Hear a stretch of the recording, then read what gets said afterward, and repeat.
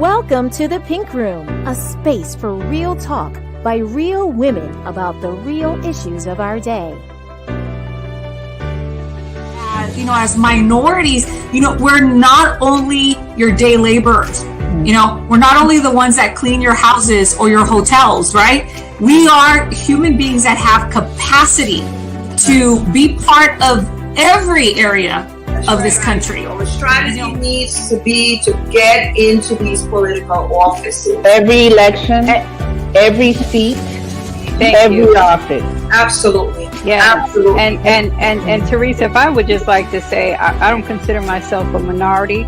If the world wants to see us as minorities, because we are actually the majority, but if they want to see us as minorities, then call us the super minority. People started to post some microaggressions that they were experiencing from their professors. Wow. And hearing so many perspectives, they're like, you have to do something. If I have the resource, I'll do well as well. I'll do well just as well as others do. Don't make things easier for me. I just want the resource. That's all. And I think that's the misconception, that they think that we want handouts. We don't want handouts. We just want what the others get. That's it. Give us what you give others, and we will do just as well. Excellent. Ashley. As long as you can ensure that one group of people in this country have access to good education, right, another group does not have access to adequate education, right, you basically guarantee that the group that has less access to good education, then remain the sickest people in our system.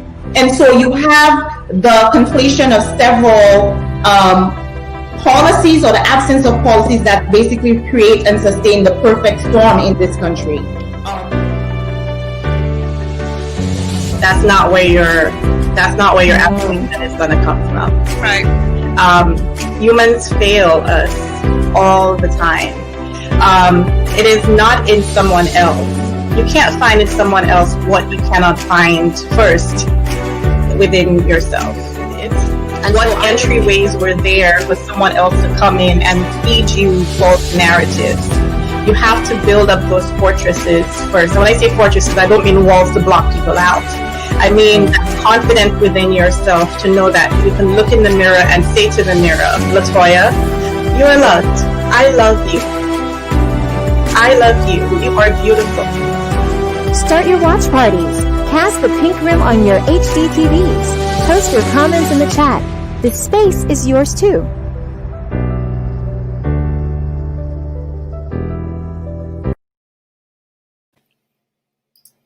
Hi everyone, and welcome to Pink Room number 9, and help me to welcome Chantal Fulgencio.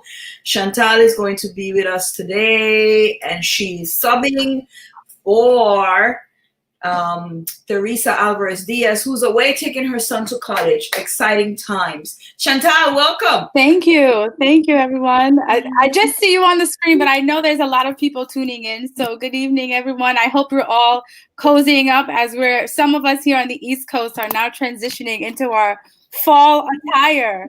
So thank you, everyone, for joining. I'm excited to be a part of this discussion today. We have a very packed evening, lots going on. So I'm excited to unpack all that's happening. And I thank you all for including me in today's discussion. Thank you, Chantal. And we're excited because we're going to start off just saying wishing all the women who did this fantastic work of joining us on our international trek this year. I mean, we had 70-something women joining us on that trek, Chantal. I think it's amazing. The women walked over 9 million steps. 9 million steps. Congratulations. That's amazing. I know. And we're going to celebrate every one of them now. And we are basically going to call them out. We're going to share the steps that they walked, and just affirm them and celebrate them and thank them for joining our call. So first up, we have Chantal. Team Colorado with Miss Brenda Jones, 3,259 steps. Awesome. Congratulations, Team Colorado. Next, we have 5-Star Sisters from Brooklyn, New York. We want to celebrate them and affirm them also. Good job, ladies. Next, we have the Royal Crown Diamonds from Lake Elsinore, Riverside, Redlands, California. 333,214 steps. Congratulations, ladies.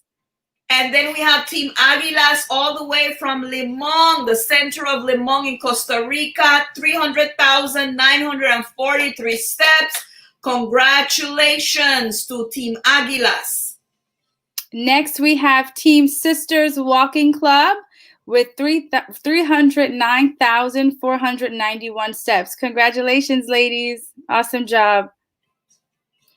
And then we have Team Palomas from Talamanca, Costa Rica, 57,100 steps. Next, we have Doctoras con, is that a T or a J? Oh, goodness. Tacones with 871,798 steps. Congratulations, ladies. And then we have the Three Musketeers from Queens, New York, 1,062,345 steps. Go, ladies. Next, we have Team Relentless with 1,143,092 steps. Awesome job, ladies. Good job. Good job, ladies. Next, we have Team Tierra Caliente, and they are actually a third place team. Congratulations, Tierra Caliente, coming from Calexico, California, Mexicali, Mexico, Rosarito, Mexico, and Denver, Colorado. They have they walked 1,584,256 steps. Congrats, Team Tierra Caliente.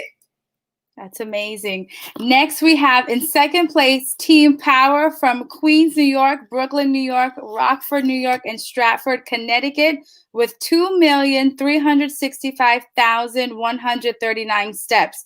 Awesome job, ladies. And the winners, amazing work, Team River Max. Yes, from California. They did 4,612,374 steps. Congratulations, Team River Mex. We are excited for you. Congratulations. Keep it up, ladies. Keep it up. So we bring our hosts or co-hosts on screen. Let's welcome them. We're excited to see them. Tricia, Shonda, welcome all. There is a lot going on, and today we have so much happening. As Chantal said before, we want to touch points to discuss and hear from you also. So we invite you to chat with us on Facebook or on YouTube. But first, we just want to make sure that we have affirmed the women who walked. The total of those steps was 9 million steps. That's amazing. These women walked from Mexico, USA, Costa Rica. So I just wanted us all to give them a hand on screen. The total of what they walked equals 1 full acre of land. So more power to you, ladies. More power to you. So we want to, as you know, this space is designated to be a space where we speak truth to power, but we also query the issues. And today we have a lot going on. So we want to jump right into it today. Let's start right away. So let's start with our first topic, which I am sure everyone will be able to share a little bit about. So we start this program today, this Pink Room, acknowledging and reflecting on the life of Supreme Court Justice Ruth Bader Ginsburg. I think that when we saw the news, all of us were like, 2020 could not bring, like any more bad news. What is this? Because we all felt that she's been like hanging on for dear life, right? We all knew that she was hanging on through 2 different types of cancer, all the different challenges she's been through in her life, so that she would make it past November, past January. So we were all so sad when we saw that she passed away. And when thinking about her life, I just started to look, and I'm not going to read it because I want us to spend some time talking about it. But I just want to show you like everything you see in highlighted here are firsts. Firsts. So you know that saying, the term that Shonda Rhimes coined, first, only, different. There are so many first, only, and difference in her life. And I believe that all of us in this room are probably experiencing or have experienced a situation where we're the first in the room, we're the only one that looks like us in the room, or we're different from everybody else in the room, or all 3 put together. And the burden that brings, because you represent an entire community that has not been heard, whose story has not been told. So it's more than just you.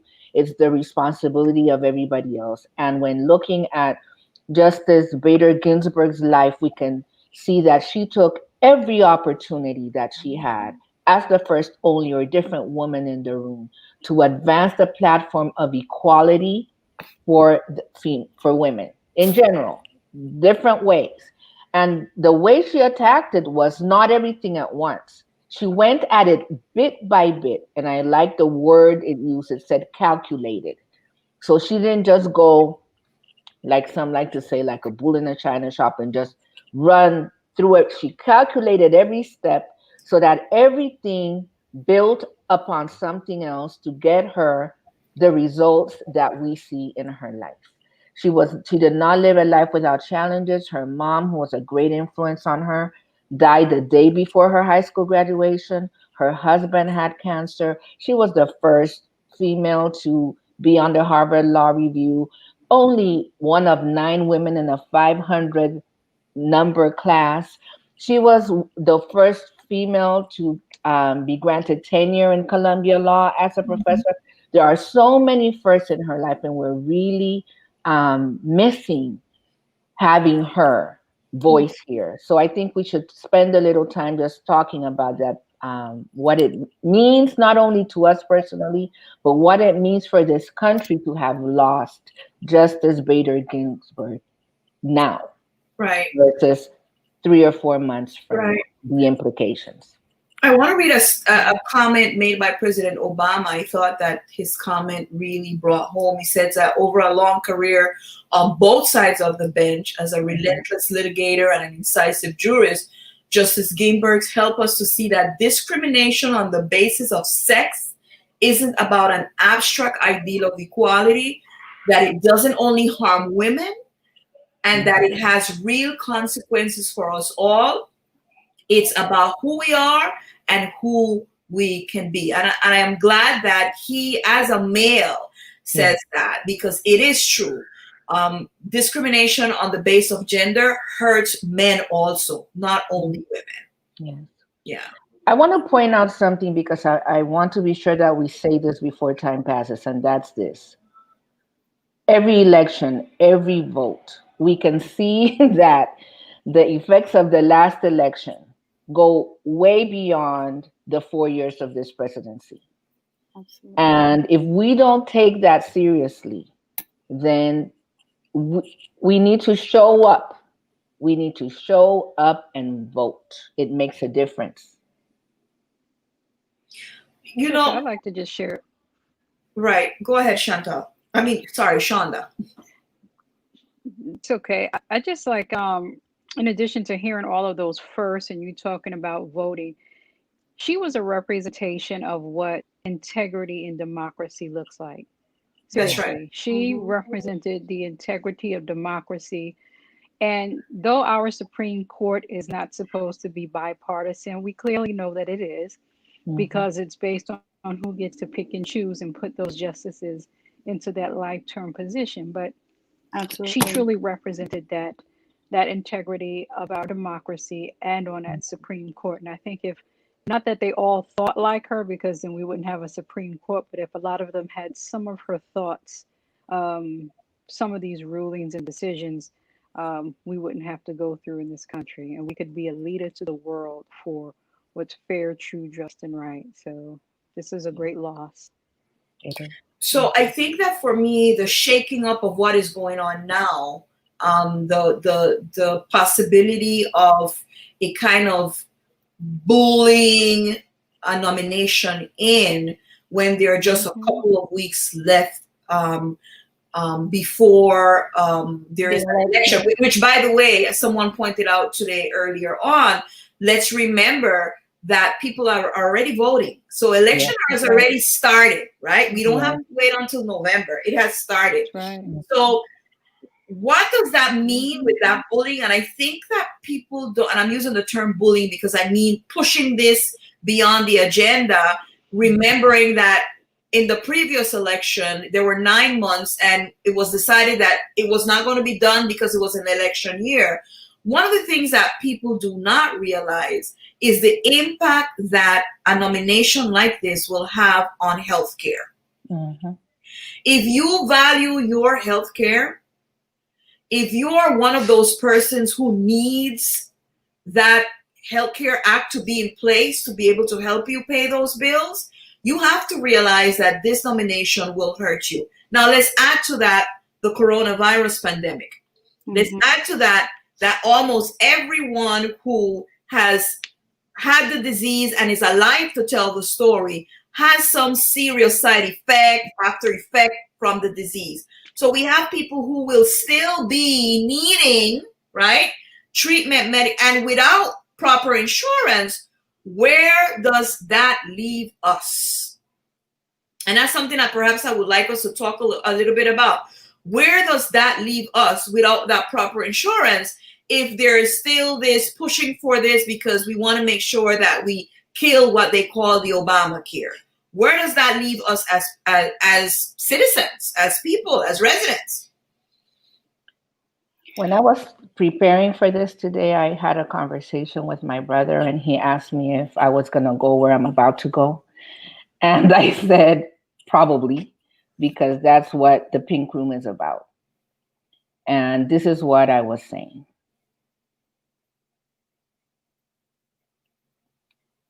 We play too nice. We play too nice. And by we, I mean certain political parties.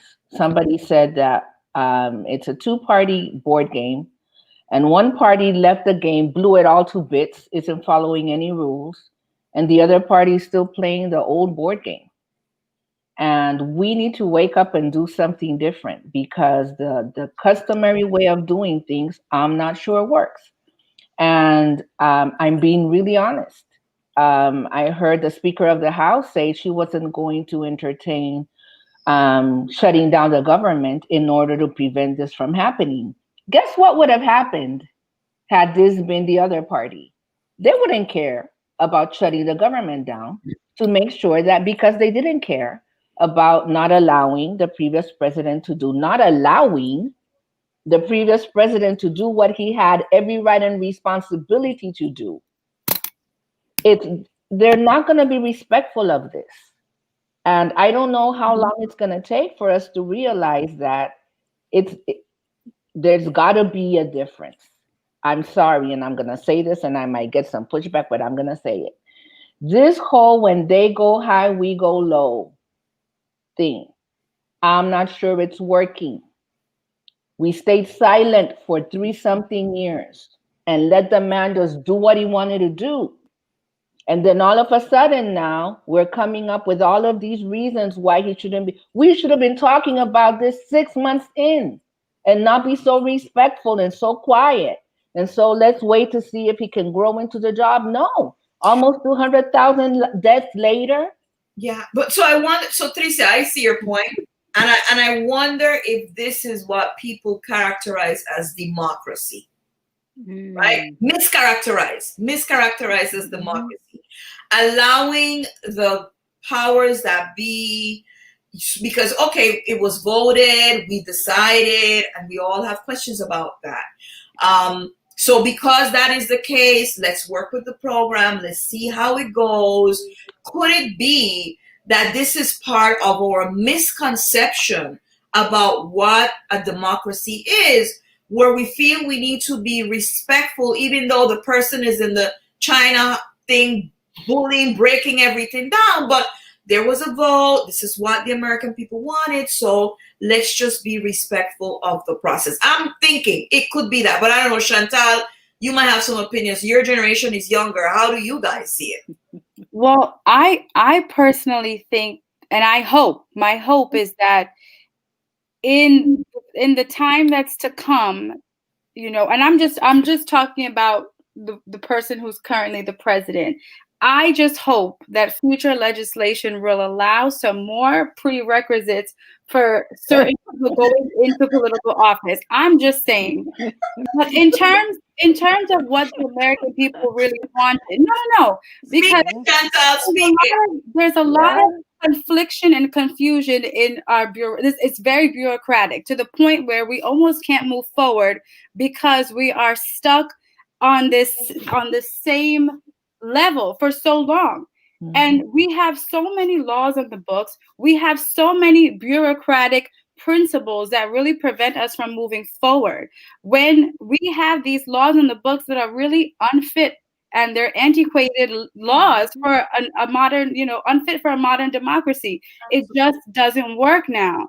Absolutely. And I mean, the idea of people, people say, oh, well, this is what Americans wanted. This is what we voted for.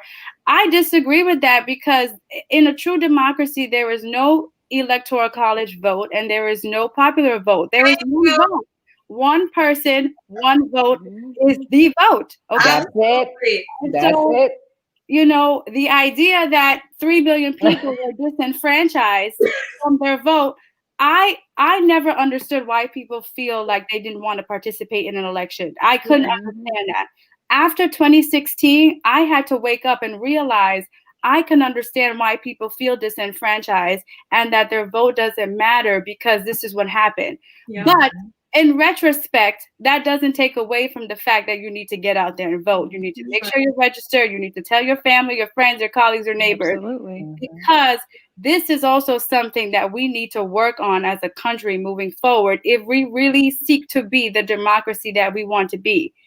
And that starts with a very basic thing, which is our election. Like, I struggle with that deeply, because from its inception, the way in which we vote was not a democratic way. When you had a certain group of people who were only allowed to vote, and this only pertained to white, wealthy landowners. Right. So males.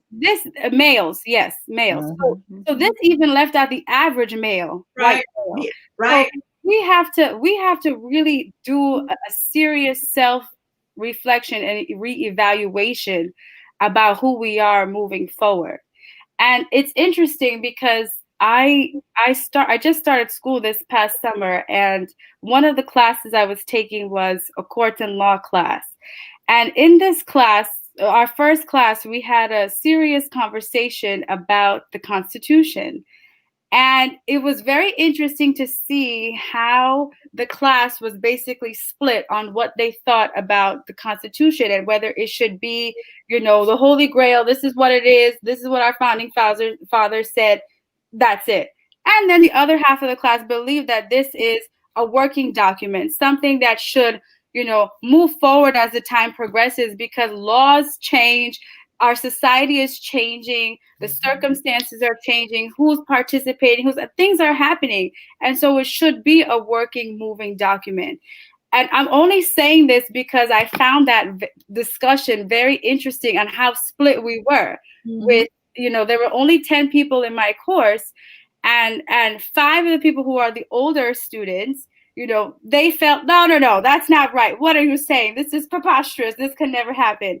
And my, the people in my cohort, my peers, so to say, we were like, no, we have to really think about this as a living, moving, breathing document that needs to, be reevaluated every couple of years. Mm-hmm. Right. And so this is just a fundamental thing I'm talking about, right. and even saying it like this is so loosely because it's a big job. Sometimes I start reading things and I'm like, this is far beyond my comprehension. but in reality, I just think of it this way. Like we like you said, Tricia, we need to think about different ways that we need to move forward and be loud and be assertive about it because it's time. Chantal, you are hitting it on and I'm glad that it's Chantal doing it. Mm-hmm. Here's why, because oftentimes we fail to listen to the voice of the youth.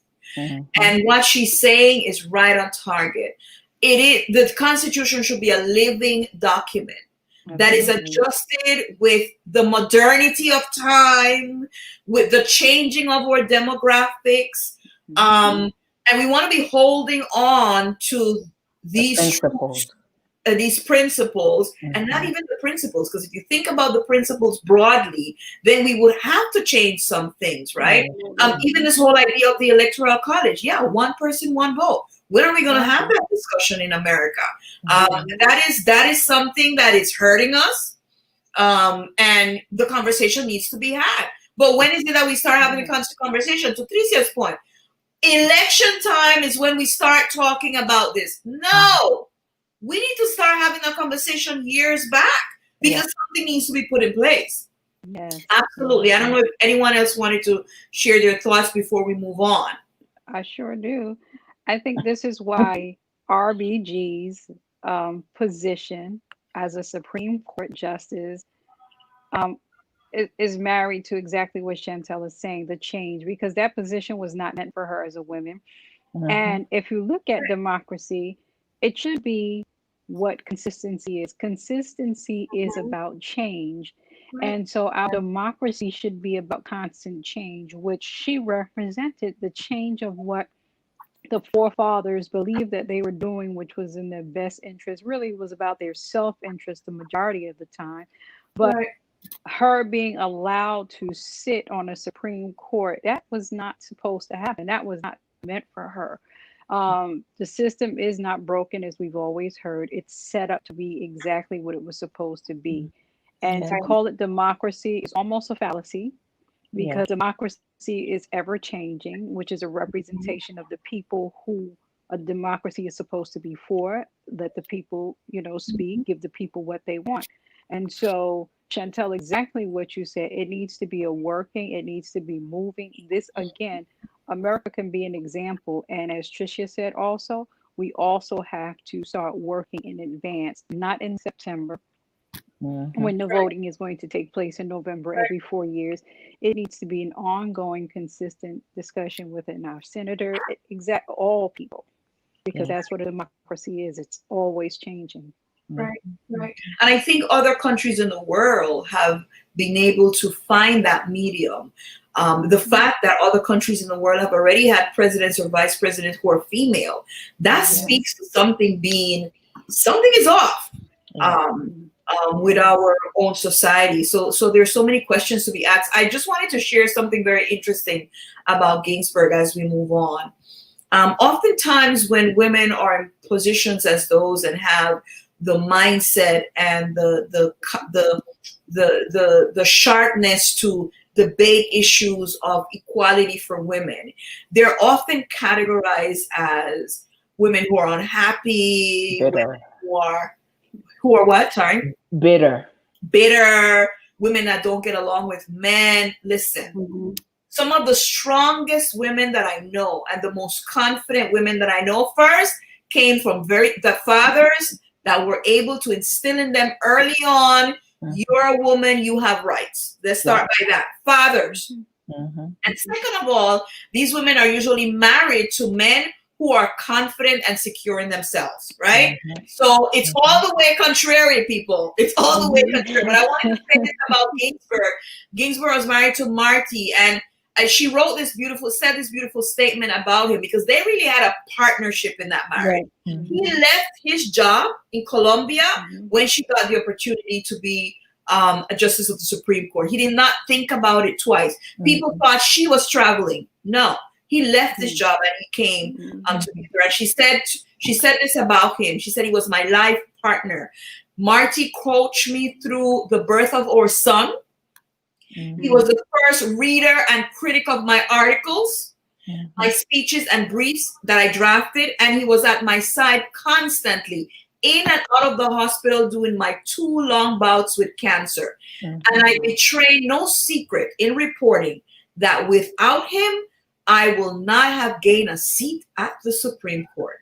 Partnership between the two genders is critical. This war about you got to go down, you can't speak, you should be less, that is really not in the 21st century. Thank you, Chantal, for centering us in the 21st century. This is just not acceptable any longer. Those antiquated ways of looking at marriage and at relationships don't work. They don't work, Norca, but they remain. They and remain, and we have a discussion about that, because they remain because a lot of people pushed by who are they pushed by? It does, even sometimes us. Exactly. Even sometimes us. Even sometimes the way we raise our sons. The way we raise our sons. Exactly. The way we say what kind of woman they need to be talking to. The way we belittle the daughters-in-law. The way we raise our daughters to say, if you're not married, you're not complete. And then if you don't have children, you're not complete. Right. And then if you're traveling, so it's not right. But we haven't moved the needle past saying it's not right. Right. And I think that's why women have to. Not only the things we say, but also what we believe about ourselves as women. Right? The fact that we are having this conversation here for women, that is like, what? No. And you're not scripted, and you're not saying specifically text and chapter and page Bible number. Like, that is unheard of, right? The fact that we as women also allow ourselves to be in these positions of silence. That's why I think women hold up. That's why I think women hold up 3/4 of the world now. I used to say half, but I think 3/4. And the work it's never ending. That's why we're feeling the fatigue, and especially for women of color during this time, because we're always going against the grain that seems to influence people in negative ways. Like you said, the sons and nephews and etc., because they keep getting filled, their minds filled with those messages that just should not be. They just go against the grain of what love should be about in a democracy. And so we're constantly trying to fight against it and teach them, the things. And that's why we are exhausted. And it's why it's a continuous problem, because there's so many influences that say, don't think the way, the pink room is thinking. Yeah. Right. Absolutely. I want to bring up our next topic, and I don't know if anyone has final comments about Ginsburg, but we want to bring this up. And Naomi Osaka, like, fantastic. Chantal, what can you tell us about her? Sure. So, Naomi Osaka she's amazing. She's amazing. She won her second U.S. Open title this past week. So congratulations to her. She's an inspiration. She's so cool. I loved the moment I saw her. I'm like, I want to be her friend. She just radiates coolness. But this past week has been a very interesting week for her, because a lot of what she basically displayed in her tournaments this week, a lot of people had things to say about the statements that she made. And this also goes in tune with what people have been saying in general about athletes speaking out about social justice reform, and basically bringing politics into the sport where, it's a place where it shouldn't be. And obviously we know that this is untrue. We should be encouraging our athletes to speak out, because there's so many people that watch them, that tune into them, that are influenced by what they do, what they say, what they read, what they wear. And so I think it's a really powerful thing that our athletes are able to, are not able to do this, but they're basically saying we need to be part of the discourse at this moment. This is the moment, this is the time, and this is why we need to do this. So I really want to just say, congratulations to her for being brave and using her platform. And in the 7-day tournament, she wore a mask with a different person's name who was affected by police brutality and unfortunately lost their life due to it. And so I think that's such a powerful thing, that statement that she made. But in tune with what Naomi was basically saying with her statements and with what she was wearing and what she was saying, I don't know if anybody else has heard about the photos with her boyfriend. No. Has anyone heard about this? So this has also been controversial this week, because there was a photo posted after she won her title with her boyfriend standing next to her and basically flipping the bird while she's, doing the peace sign and she's excited and happy. He was flipping the bird. And so a lot of people are, basically speaking out against her. And tennis, specifically the US Open, has always been this kind of prestigious sport. And so people are really disappointed that they are basically saying that this kind of behavior is acceptable because of this photo that was taken there and the message that it sends. So let me ask this question. Why is she, as a free moral agent, responsible for him? I mean, I don't think that she should not have the conversation, because I would be having the conversation if it was my boyfriend or my husband. But why is she responsible for his actions? Why. So this is where, would a man be responsible if it had all been all the way around? Maybe. Well, would the girlfriend be in the picture? Let's start there. Let's start there. Would the girlfriend even be in the picture? Why is she in the picture? The true point is, I don't get it. He's a black rapper, and he had hair that was not blown out. It's colored. He does not fit the portrayal of what a man should represent, and a man representing and being a partner to a woman who is in this prestigious event. That's why it's all the hype. That's just, there's just no other reason. I knew there had to be something. Now I get it. But representing the office, really? Disrespecting the office? Can we talk about the Oval? Thank you. Right. And this is the other conversation, right? People are like, why are we so, okay, all right, maybe it was inappropriate, it was distasteful, okay, but can we talk about this? Right. Wait, what about McEnroe and all these others and the things they say and do on the court? So, what? Exactly. Are you serious? Exactly. Disrespecting, and they used to disrespect Serena. Come on. All the time. This is where that double standard that we're always talking about. I would never. He was an observer at a public event, and he had the right to just express how he felt about the call or the win, the loss, whatever it may be. If they don't want him to do that, then speak to him, but don't make her responsible for actions. But it's not only that; it's deflecting from the attention. Absolutely. And I think that behind the idea of him not being the right image, why take away from this moment? Right. Why is it that we have to so quickly move away from her win to his flipping the bird? It was that. It was instantaneous. That's it. That's it. Right. Right. And it's interesting because she made several bold statements about why she felt that it was important for her to wear the mask that she wore. She put over Twitter, she said, I hate when random people say that athletes shouldn't get involved with politics and just entertain. Firstly, it's a human rights issue. Secondly, what gives you more right to speak than me? By what logic, if you work at IKEA, you're only allowed to talk about the furniture at IKEA? So I think that she really was coming onto herself, really voicing some serious things, really bringing attention to some issues, and they just couldn't deal with it.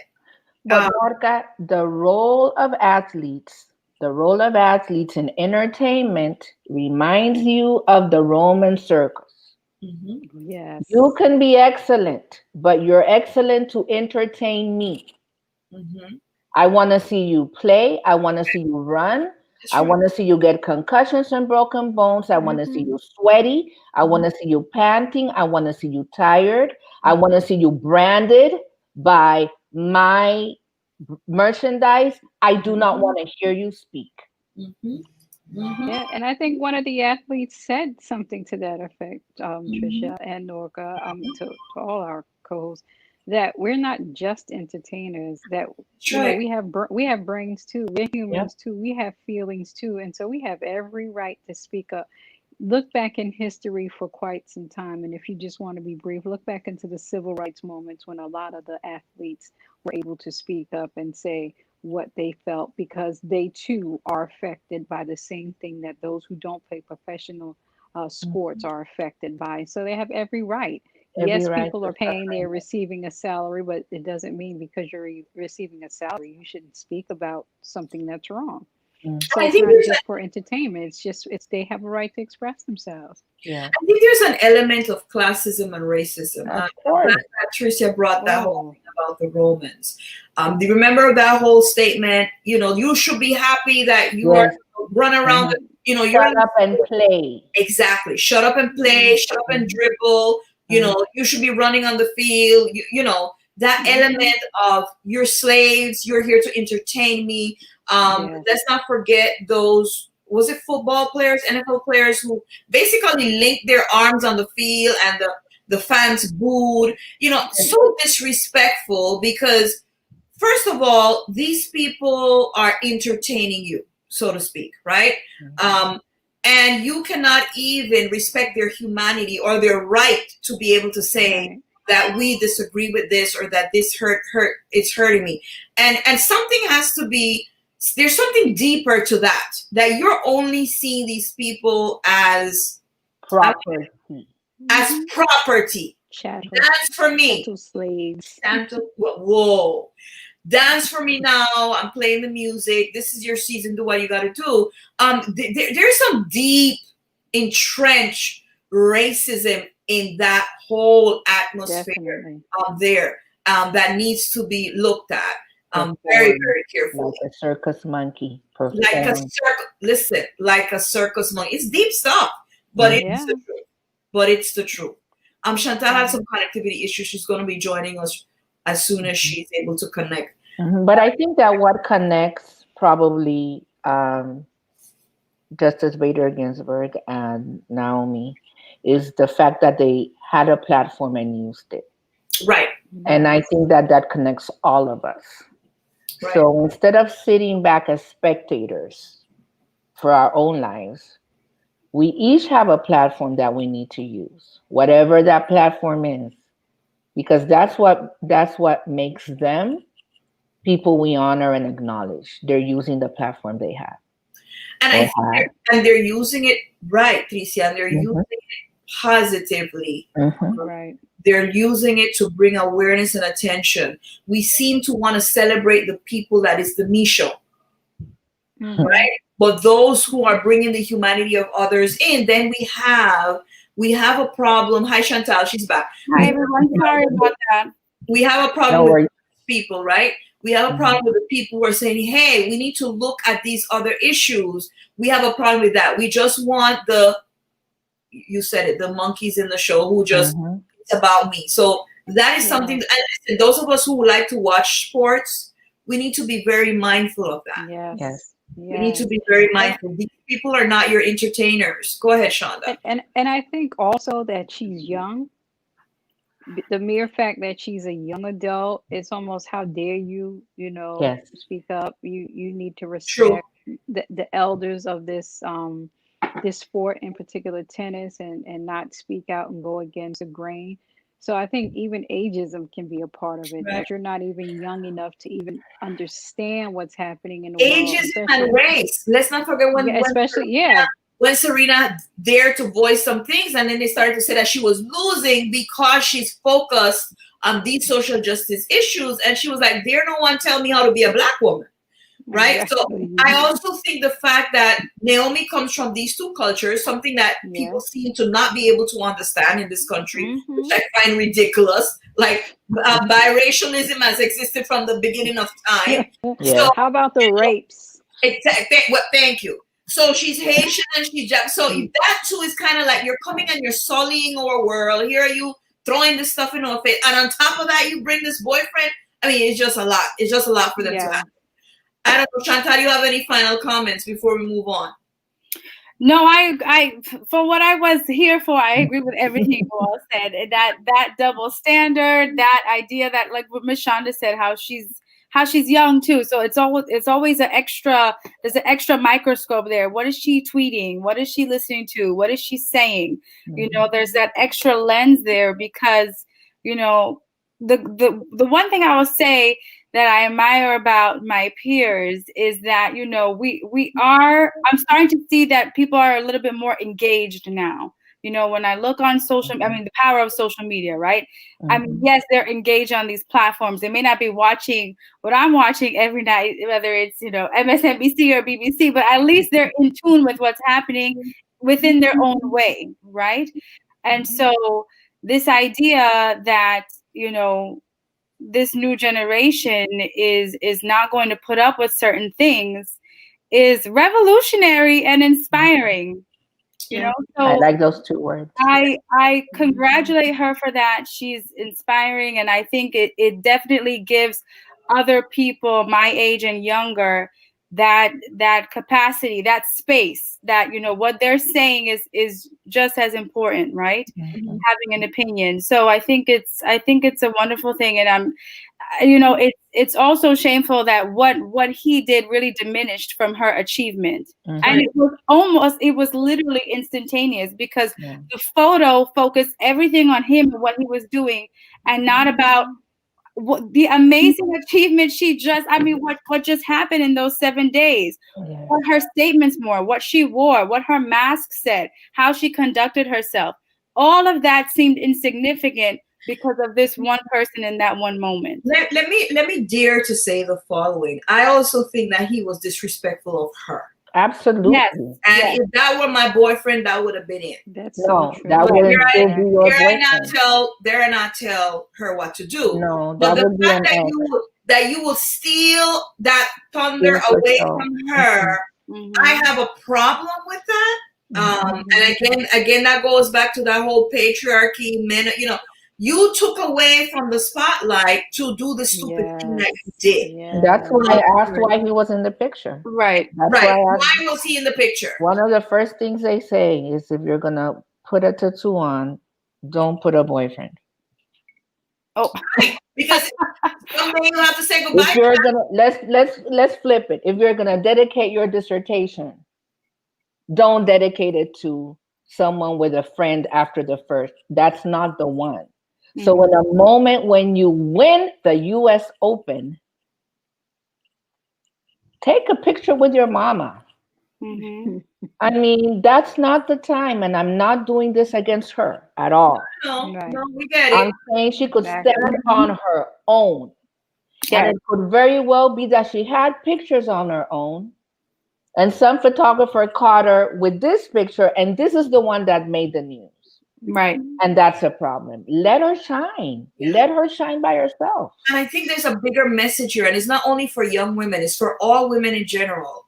When we get into these relationships where they're unable to be okay with our light at the moment, right?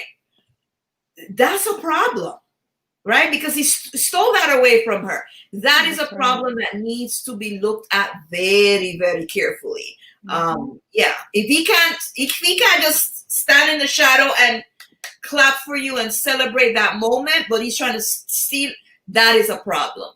But, you know, lessons to be learned. Lessons to be learned. So we want to go ahead. Sorry, somebody was saying something.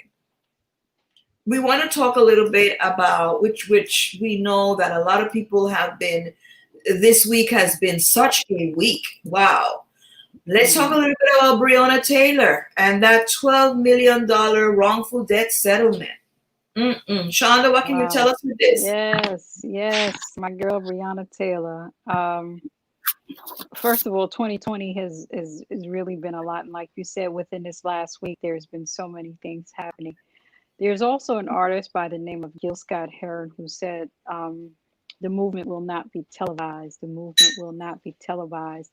I believe that there are some of the byproducts of the movement that are being televised, and one of them is this $12 million settlement that Breonna Taylor's family has received from Louisville. And the mother's desires is that this is an example because, number one, it's one of the largest settlements ever to be given to a Black woman who has been murdered. Killed, according to to a family. Yes, killed because of alleged police misconduct, but we know it was murder. So it's number one, it is the largest, and her mother hopes that this is something that's going to be geared towards others looking at it and saying, look, we do need to make some reforms within our police departments because these things can't continue to happen, right? That is her real desire. And she says also some of the things that it also created within the police department there was seeing to it that, and this was something I didn't agree, but my co-host, you all may agree with it to a different point, but giving housing credits to officers if they decide to live, if they should live in the particular communities in which they serve. Why I have problems with that? Because then you set that up for anybody. You set that up for teachers and judges, etc., that everybody should get credit. So I didn't agree with that. I think so. This was part of the settlement, Shonda? Yeah, and in the settlement, these are some of the reforms that are going to take place that they like to see happening. So I didn't agree with that. You being credited for living in a community in which you have to serve the people. It's like an incentive. That's exactly what it is. It's like an incentive, and I would understand how. Right. And but I think the incentive is, again, for those people who open up supermarkets. I mean, people already get tax breaks off our backs anyway, so why would you add that additional thing? I think anyone who deserves to be a police officer, and if you live in the community, you live there because you live there. It shouldn't be an incentive for you living amongst the people that you serve. That's my thoughts. And then it was because this is, and now this is how it was termed. This incentive is because, or this credit is because the people will be living in low income communities. So that answers, that's where the policing takes place.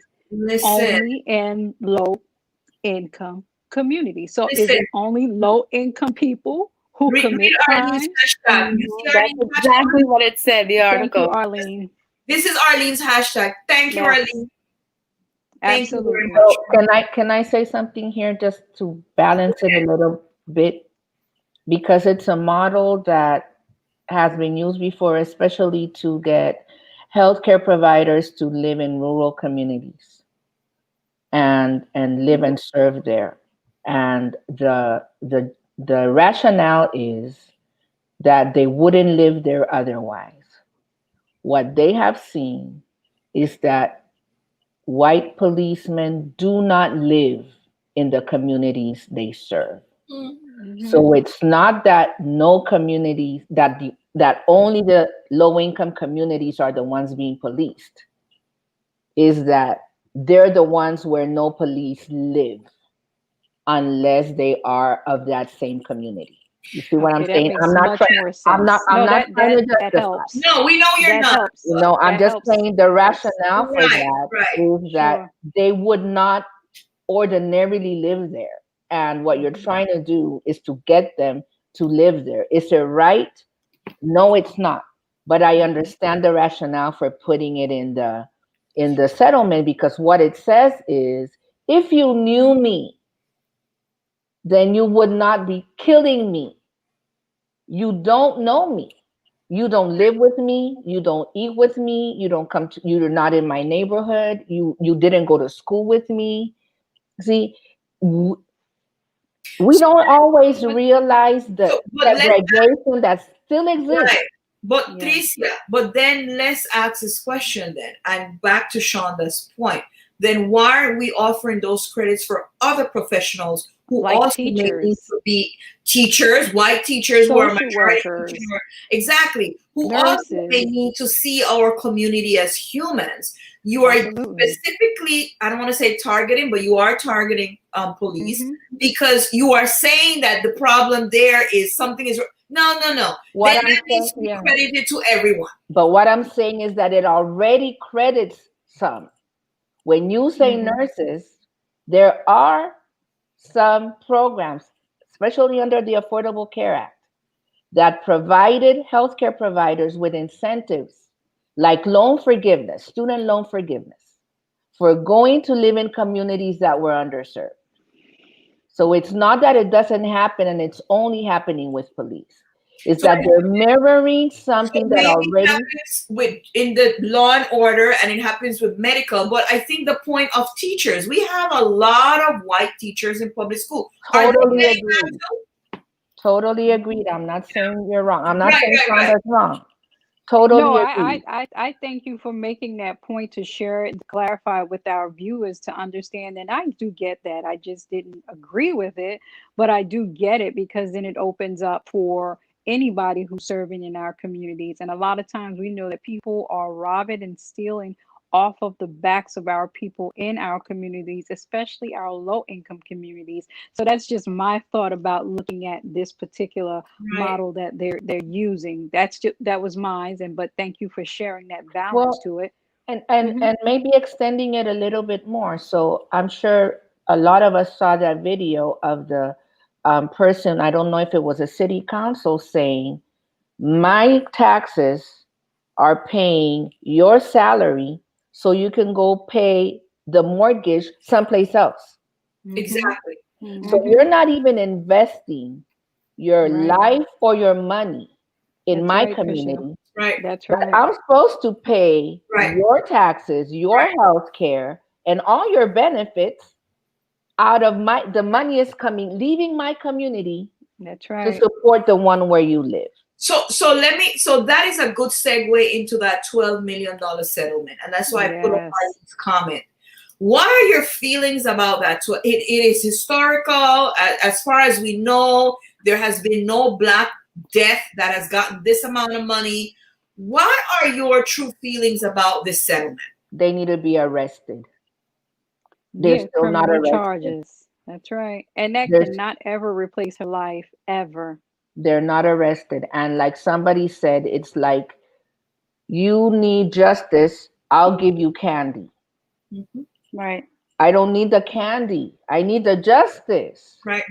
And along with what you said, Tricia, that's the conversation now, right? Is that okay?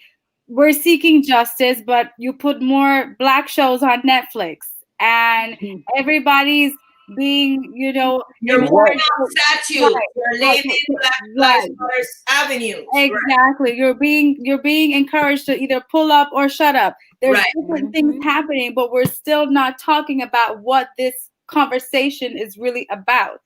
Absolutely. Right? And so but let's also think about that. This money, this $12 million, and I have some great comments here that we're going to show. This money, this $12 million is money that is paid by the state, giving these officers a pass. Because remember, this is not coming from their pension. This is not them having to pay this. This is taxpayers' money. That's right. Taxpayers' money paying this to give them a pass. Now, my question is, and Tricia, you're in the medical profession. Can police have a malpractice insurance policy? That any wrongful death, they have to pay. Trust me, all of this would end. Union. It's not going to happen. As long as there are unions. As long as taxpayers continue to foot these bills, which do not bring, it's not going to bring back Breonna. It doesn't fix the issue. And I agree, they need to be arrested and charges need to be made. Exactly, because this is not coming out of their pocket. We need to look at this this is kind of like, it's not hush money, but it's kind of like, okay, we gave you this, be quiet, right? That's the definition of hush money. Right. I'm gonna say it's hush money, but settle down a little bit, right? But this is not enough. This is definitely not enough. Let me go one step further. Go ahead. So this thing happens in Costa Rica. That's where I'm from, and there are certain communities where medical professionals get at risk, danger, whatever, pay over their salary. Limon is one of them. I worked there for years.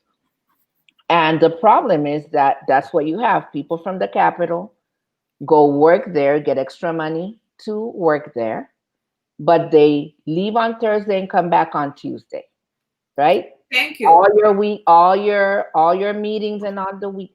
So instead of fixing the problem, hazardous pay, I was looking for the word. Instead of fixing the problem to make the community less hazardous, you're paying people to live in a hazardous community. Right. Why not spend the money investing in those communities so they're not hazardous anymore? Thank you. Thank you.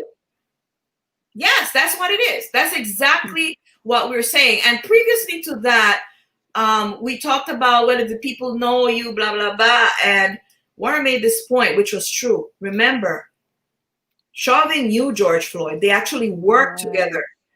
And that did not stop him from killing him, right? So the issue here is you need to help the community with their issues. Here in New York, I'm not sure if there is a program like that, and maybe Shauna can tell me for police, but I know for a fact that I was living in a neighborhood where there were cops, but they were all black. The white cops did not live there, and the black cops would sometimes tell us stories about the white cops coming in and saying, I'm drunk. Here am I coming into the jungle. I'm slumming. Right? That's how they viewed us. So that is not going to help the problems in the community. That is not going to get the problems in the community. So we have some comments here that we're just going to screen quickly. Sonia is saying that the money cannot cover up the need for justice. We agree with you, Sonia. Absolutely. Right. They need to be responsible. Damari says, Minneapolis paid $20 million to family of police shooting, family of Justin Brooksick, the white and female. The cop got arrested and jury found it. Wow. The black cop. The black cop killed. Yeah. Thank you for that. By accident. Right. Thank you for that. Warner said, let us not get carried away with the dollar amount. An innocent woman has died. Our killers are still not being charged. Absolutely. Arlene said, think of this. There are millions of citizens, legal, documented workers who are honestly paying their dues with their time, their service, and their taxes. They're not able to vote. Very true. This is madness. Absolutely. And their incentive should be, they should be able to vote because they give back to the American economy. That should be their incentive. Ed Max says the difference between retributive justice, punishment, and distributive justice, just allocation of resources to address the inequities. The settlement lacks both. Agree. Right. Agree. Yes. The settlement lacks both. And then he said there was talk about doing that with police officer, but it fell off the map. Instead, NYPD started a community policing program. Yes, I've heard of that program. Actually, no. Yes. The squeaky wheel gets the grease. The hazardous community allows the city to tag it as dangerous. They will not assign. Well, I don't know if you allow yourself to be tagged dangerous. I don't necessarily agree with that statement, but yes. If we're tagged as dangerous, and it doesn't necessarily mean that we tag ourselves that way. My students and I are reading The Color of Law, and it talks about how from the government, America is basically segregated, the redlining, and it happens from the government. Whether you like it or not, your neighborhood is chosen as, so to speak. So any final comments on Brianna Taylor before we move on? The other thing was too that part of that settlement was to encourage the officers to volunteer every pay period or biweekly up to 2 hours. What that volunteering would include, we don't know. I think arrest them. Yes, period. They need to be arrested. That's right. You're and adding some social workers. Yeah, you just put a Band-Aid on an open surgical wound. We're not impressed. And worse, this week we heard that Mr. Cameron might be one of the justices that might be coming up for nomination by Mr. Trump. Mr. Cameron, the Western civilization defender, he is one of them. We're not impressed. We're not impressed. This has so many roots. It's deeper. And no, we're not impressed. They need to be arrested. So we want to go to this other topic, which is something as that came up. 2020 has been crazy, people. Listen, y'all. 2020. Woo! There's a lot going on in 2020. So we want to bring up Vanessa Guillen.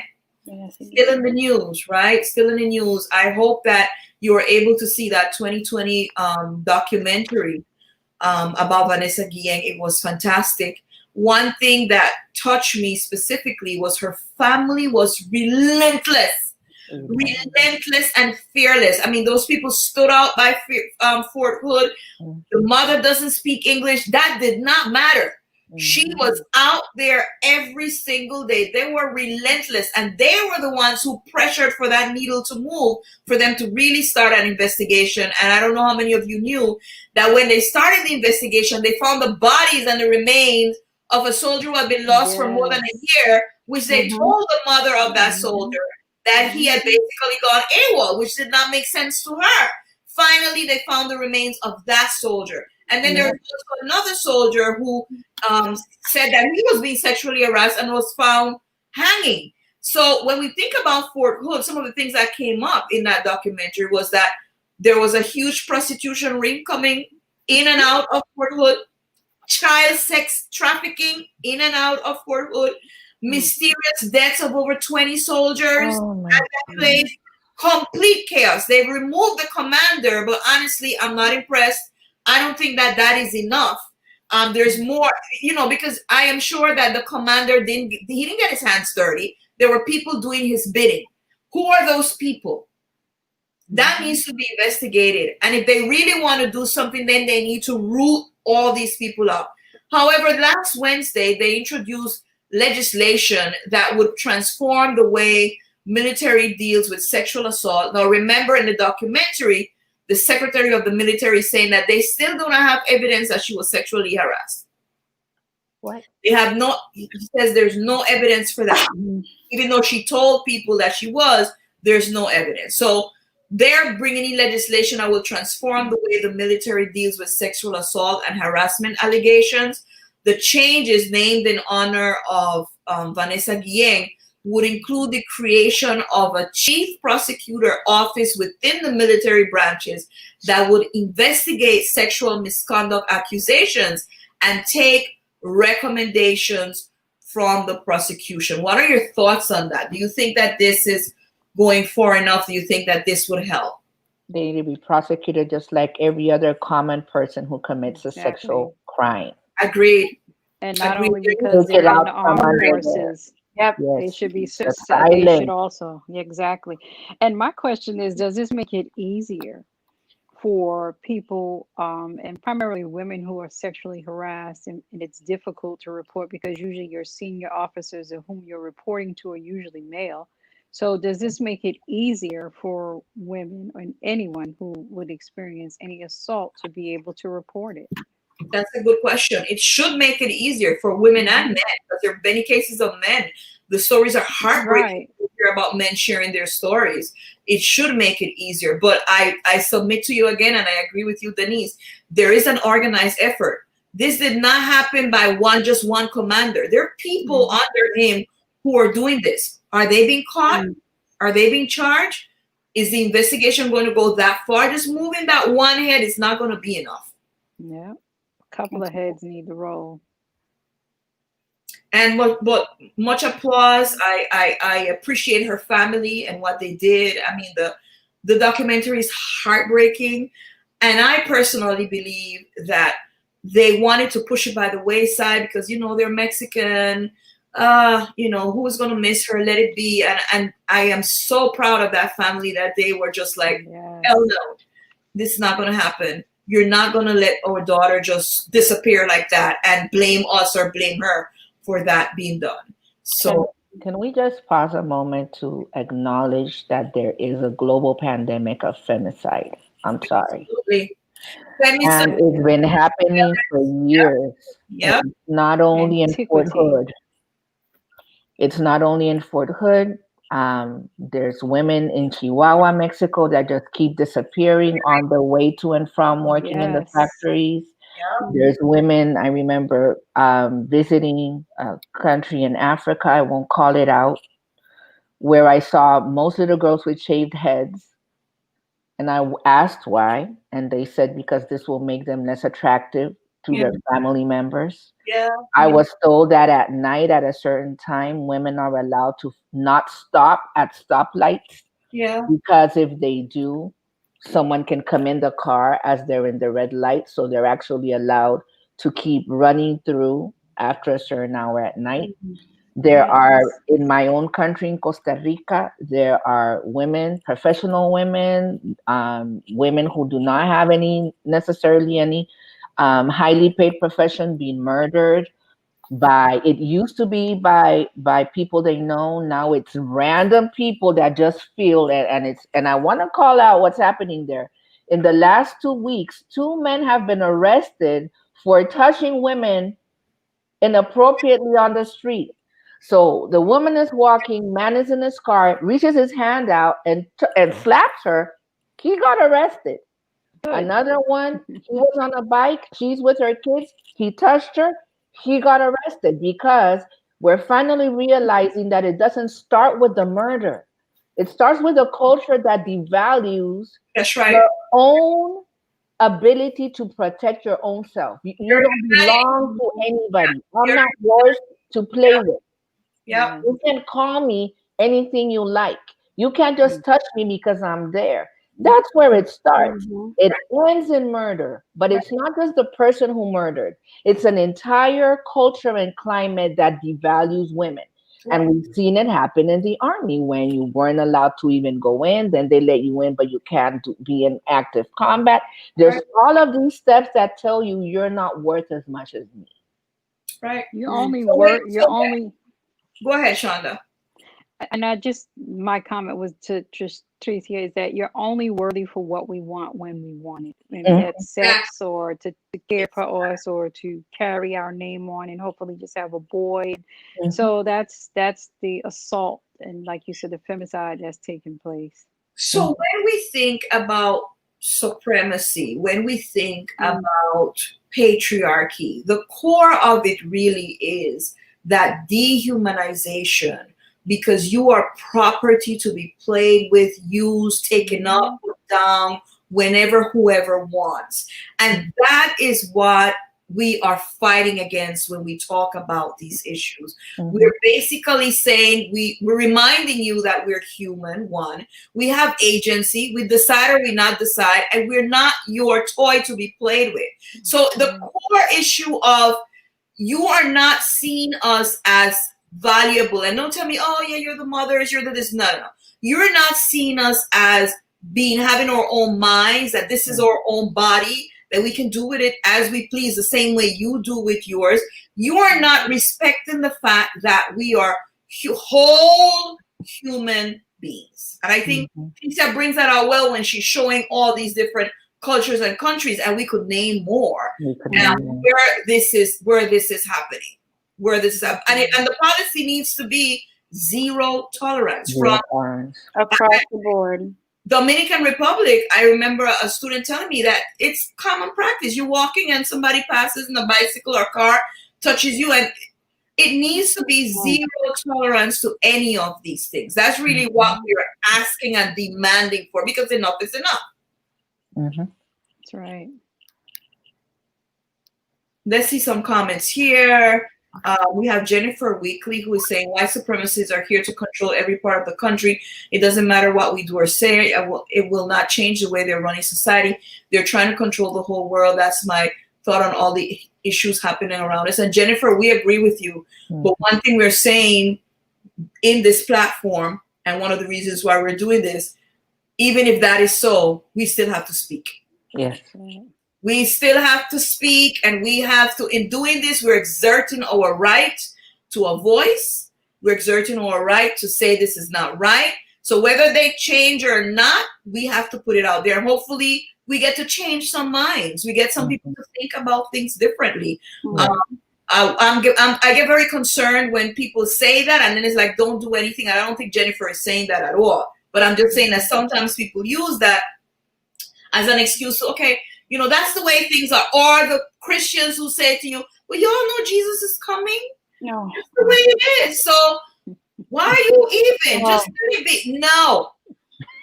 God gives you a mind, He gives you a tongue, and He wants you to speak, and He wants you to protect that temple that He gave you.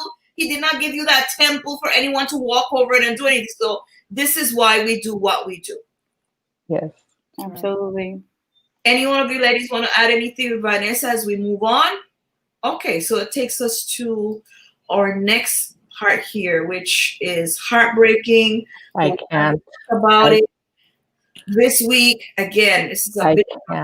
I know it's been a rough week, but we gotta deal with some of these issues. So we all heard about what's happening, right? Shonda, share with us, what have you found about this issue?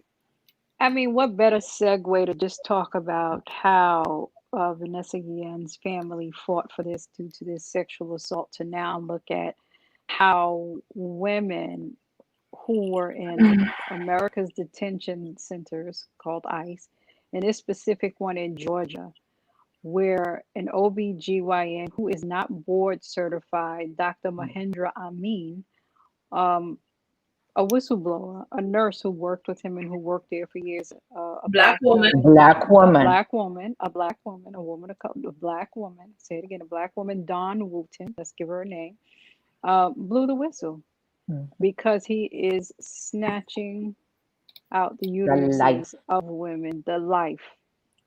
And women have no clue, they're not understanding, because again, this is basically prison. There's no control, and we know prisons is about controlling.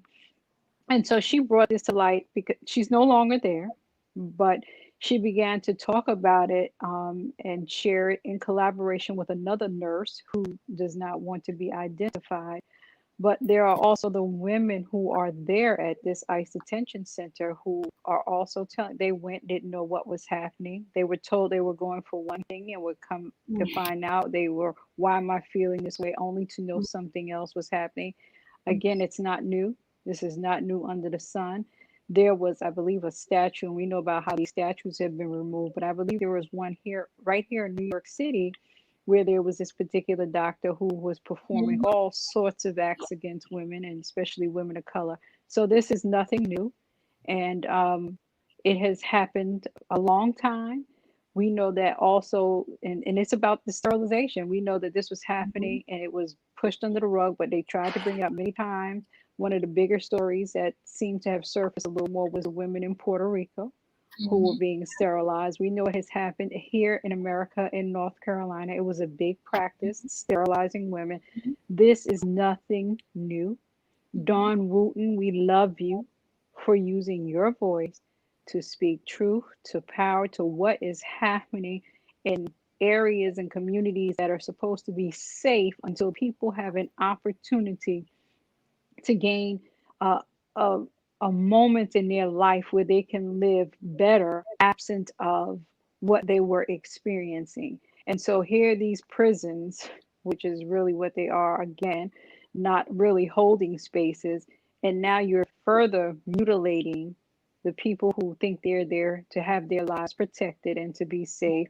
But she also brought up other things. She talked about the inhumane conditions that were in there and how disgusting the conditions were.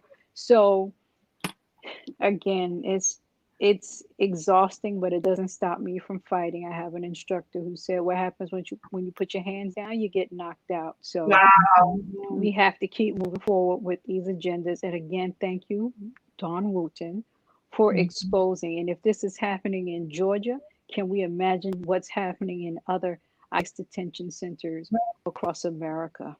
Can you imagine at the border with those little kids? Chantal, you wanted to say something. I saw you were aiming to say something. No, I just wanted to say I agree with what Ms. Shonda was saying. And I think what makes me sad is the spinoff that's been happening with Ms. Dawn Wooten as a result of her using her voice to educate people and to engage people with what's happening. She's now a target, a villain, someone who's left this facility and is now saying something, you know, as if that somehow invalidates what she has to say. And so it's heartbreaking. I think this week I just felt completely deluged by everything that was happening And it is very overwhelming.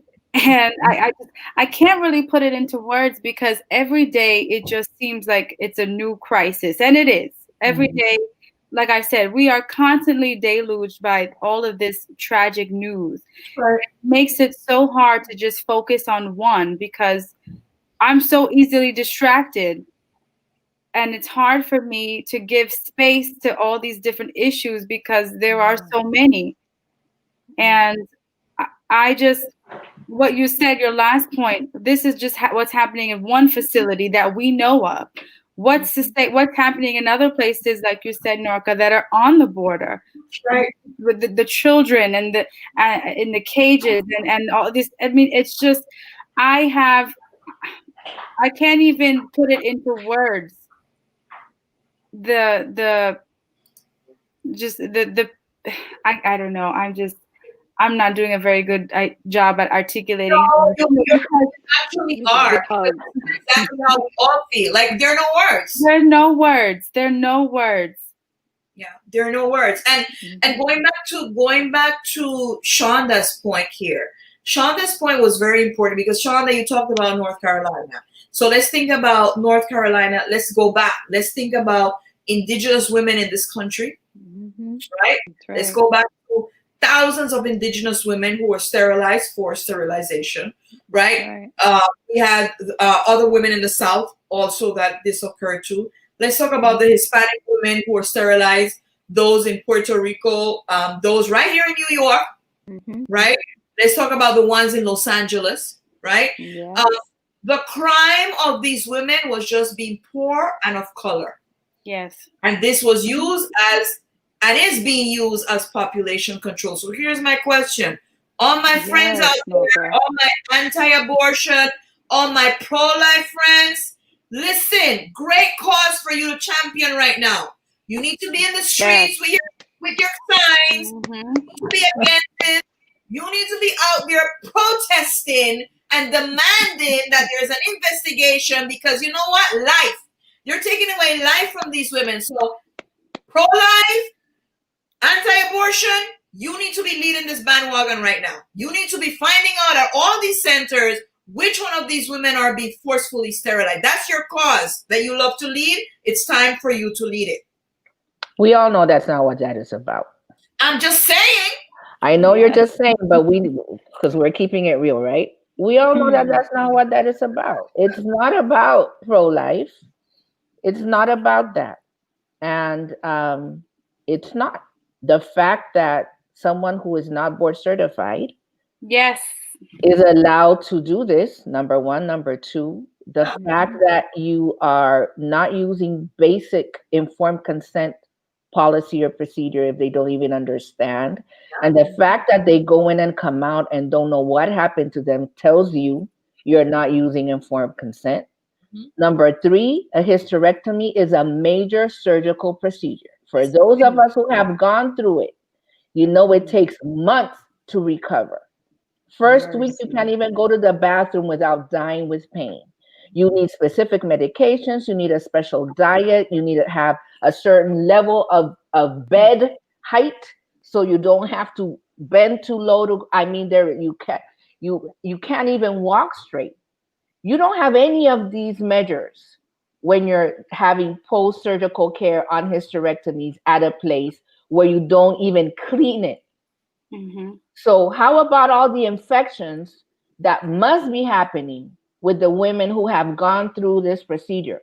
The list is just doesn't end. It's like a nightmare. That's why I said I can't, because you just start to think about all what this means in these women's lives. How did you decide? When did you become God to decide who can give life and who can't? Wow. When?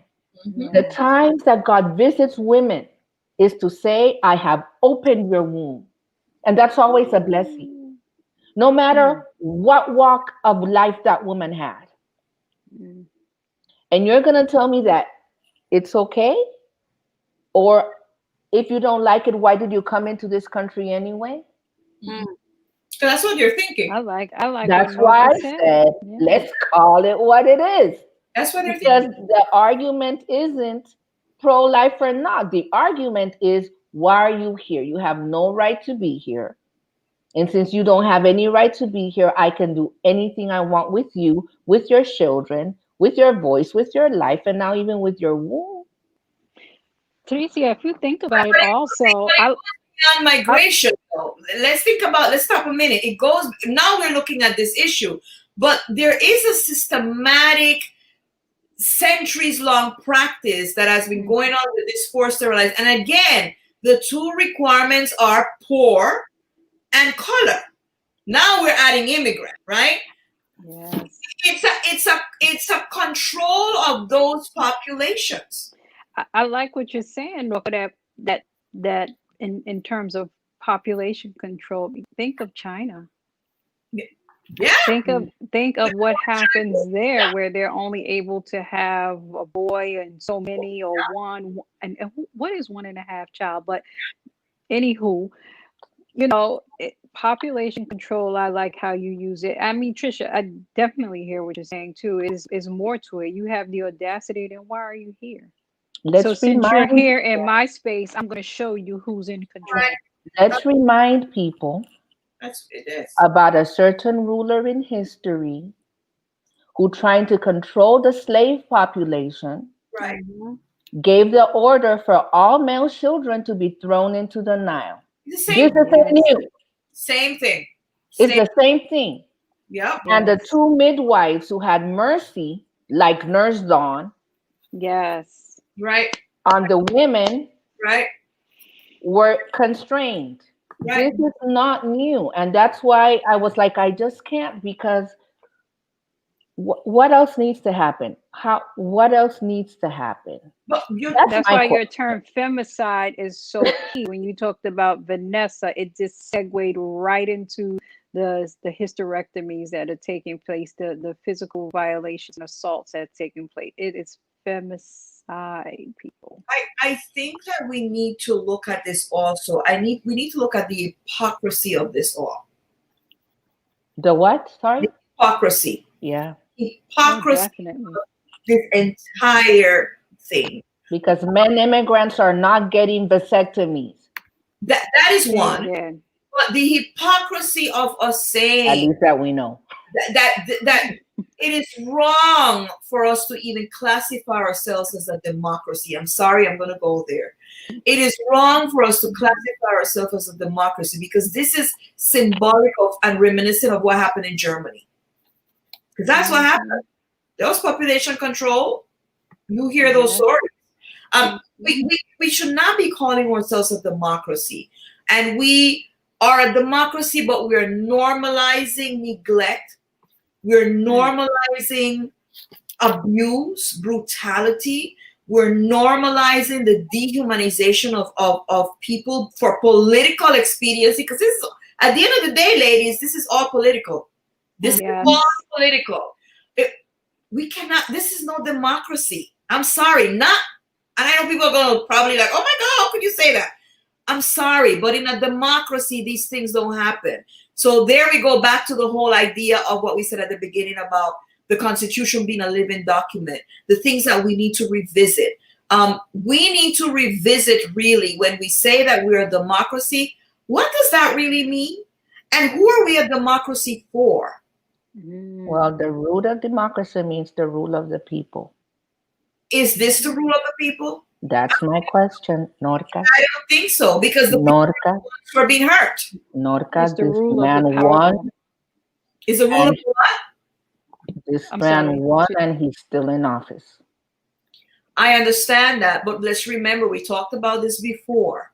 We need to revisit the voting or policies on voting. Again, the disenfranchisement of 3 million people. It's more. Yes. More. There is a true democracy. There needs to be a revisiting of our policies. And, it may not happen in my lifetime.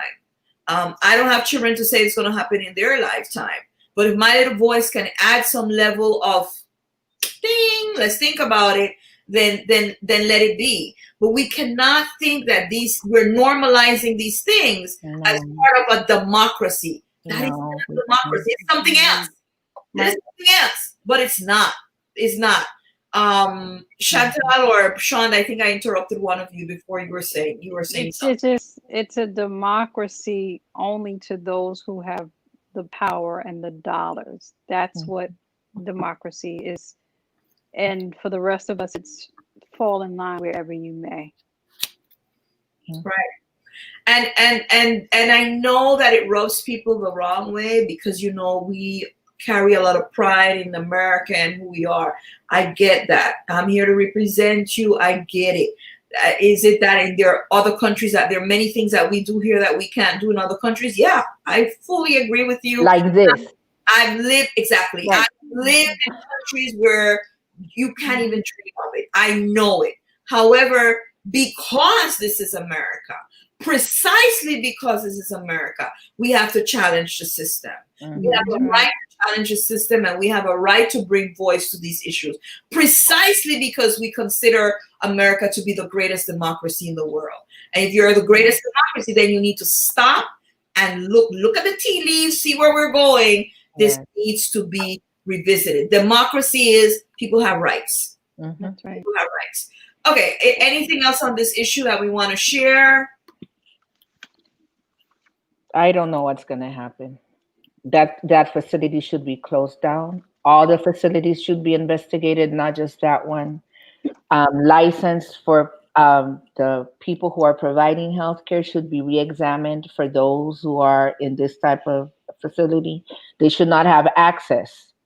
There is a reason why in this day and age someone isn't board certified. I'd like to know if that person ever was, and the certification was taken away because of misconduct or malpractice. I wouldn't be surprised. Excellent question. And if that person is lending themselves to do something like that in this day and age, after everything that's happened in the world and what we know about what it means to be ethical, then there's issues there. Not just license, but freedom needs to be lost. So I wonder something. Who is behind it all? Well, I mean, we have an idea, right? But somebody is paying that. And the person is just barbaric, crazy by himself, just likes to. What is it that the woman said? This man. What is it that he's a womb stealer? Unless that's the case. Uterus snatcher. A uterus snatcher. There's something behind that, and that's where that investigation needs to go. What's behind that? Who is the one mandating? Who is pulling those strings? That's how far this needs to go for us to go. Can you imagine how many are being sexually assaulted on top of it? I think they're going for procedures and they're being sexually assaulted. So there's just so much. There is and you know who I worry about, Shonda? The kids. And as I said to you guys before, when the children started getting arrested and I started seeing those pictures of those kids, and that little girl, I will never forget that little girl who started saying the number of her auntie who lived in New York. This little 3-year-old. Think about this little child, how her mother probably beat prepared her. Yes. Constantly reminding her that all the other kids were just lost, crying. Where's my mother? And this little kid kept saying, call my auntie. Her number is da da da da da da da. Tell her to come for me right now. Tell her to come for me right now. That thing killed me because the guy was actually laughing like, "Oh, you guys," you know. That thing killed me because I said for a 3-year-old to be carrying that burden, and then the aunt didn't want to come because she was undocumented and she was afraid that she was going to get arrested. That thing killed me, and the comments that people made on social media. So, to me, children, these we always say they're the future of a nation. You have an entire generation of young children coming in from Latin America who have been abused, tortured, neglected, left hungry. What do you think these kids are going to grow up to? Exactly, the trauma. But I want to pinpoint something here, and that is that the argument you're going to hear every time you say this is, why did you come? If you knew that there was let me finish. Okay. If you have to If you were preparing your daughter, knowing that this risk existed, why did you come? I just want to remind us of how this nation started. People were fleeing persecution, hunger, and violence in the old continent, got into ships and landed here. That's how this place started. For people fleeing for the same reasons these people are fleeing their country. So for you to say, why did you come here? You're forgetting why your grandparents came here. Same exact reason. Same reason. And that is where we see the lack of not empathy, the lack of compassion, the lack of when our history is rewritten. And we didn't even put that in this week's agenda of topics. The wanting to rewrite to patriotic history. Yeah, his story. What the social studies, the history of the United States of America. His story. Let me redress that, however, Tricia. When they came here, this was already a land. Yes. The indigenous people were here. Yes. They opened their arms to them. They did not cage them. They did not tell them, go back in your boats. They didn't do all of the lies that they tell us throughout history, right? And they got killed for fact, their niceness. Was you came to these people's land. Yes. You took it over. You ended up, let's not forget the Trail of Tears. You ended up forcing them out of their land, creating all these bogus treaties to have them and grouping them up in the middle of the nation. They did not treat you the way you're treating others. So you are an immigrant. Africans were brought over, they were forced, and the indigenous people are the real people of this country. They did not treat, in fact, your first Thanksgiving, they taught you how to cook.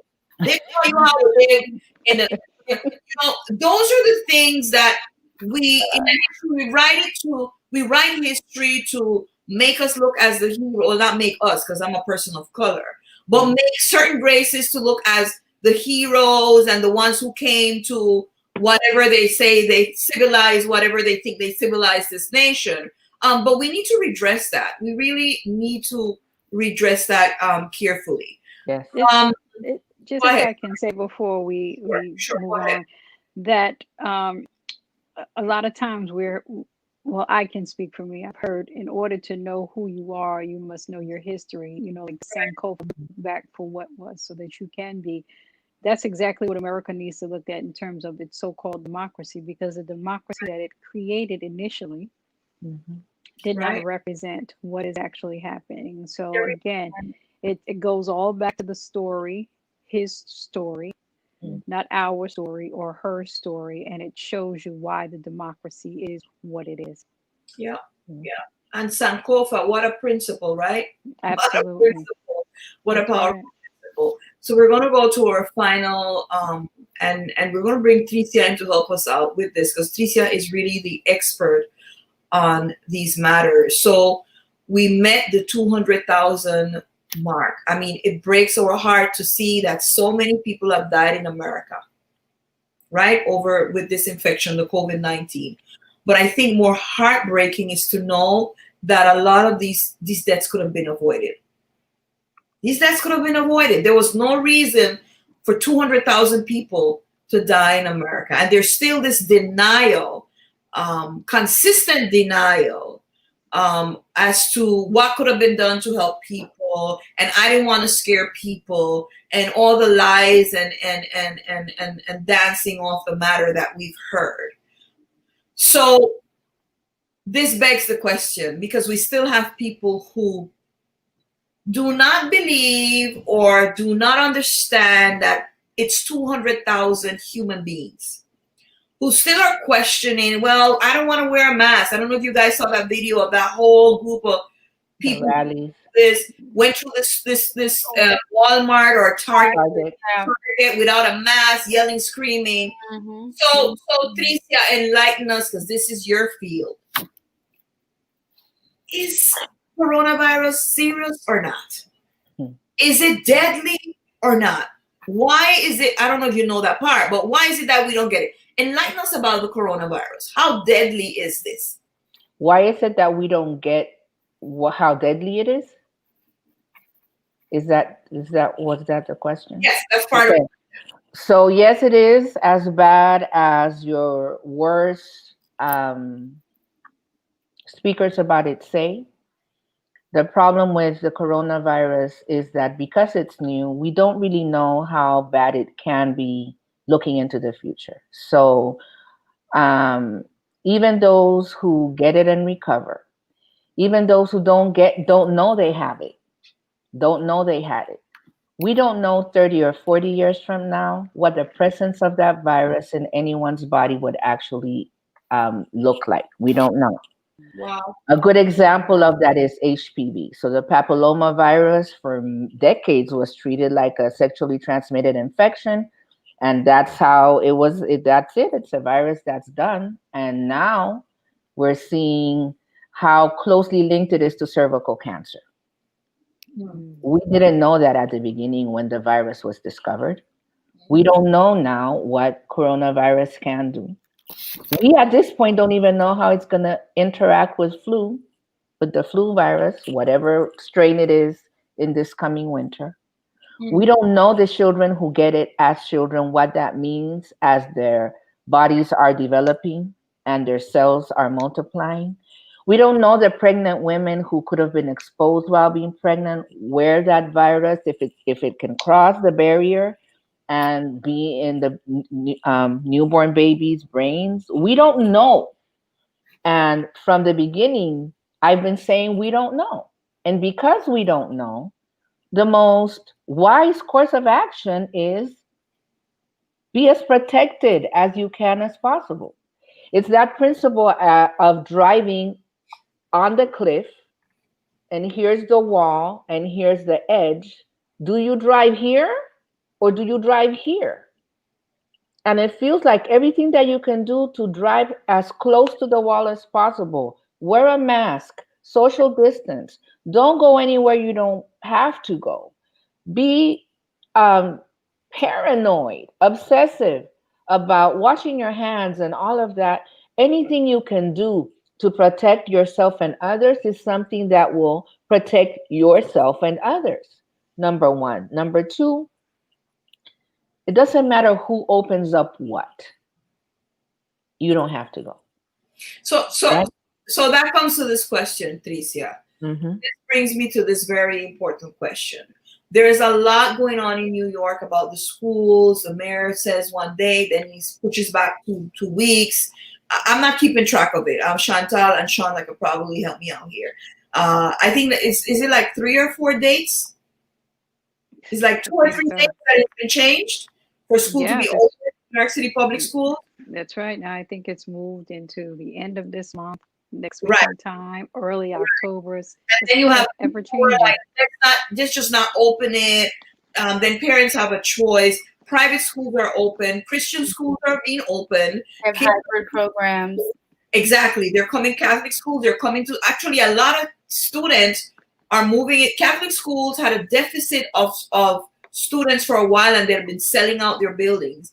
Now it just so happened that with this coronavirus, because they're opening, a lot of people are registering their children there.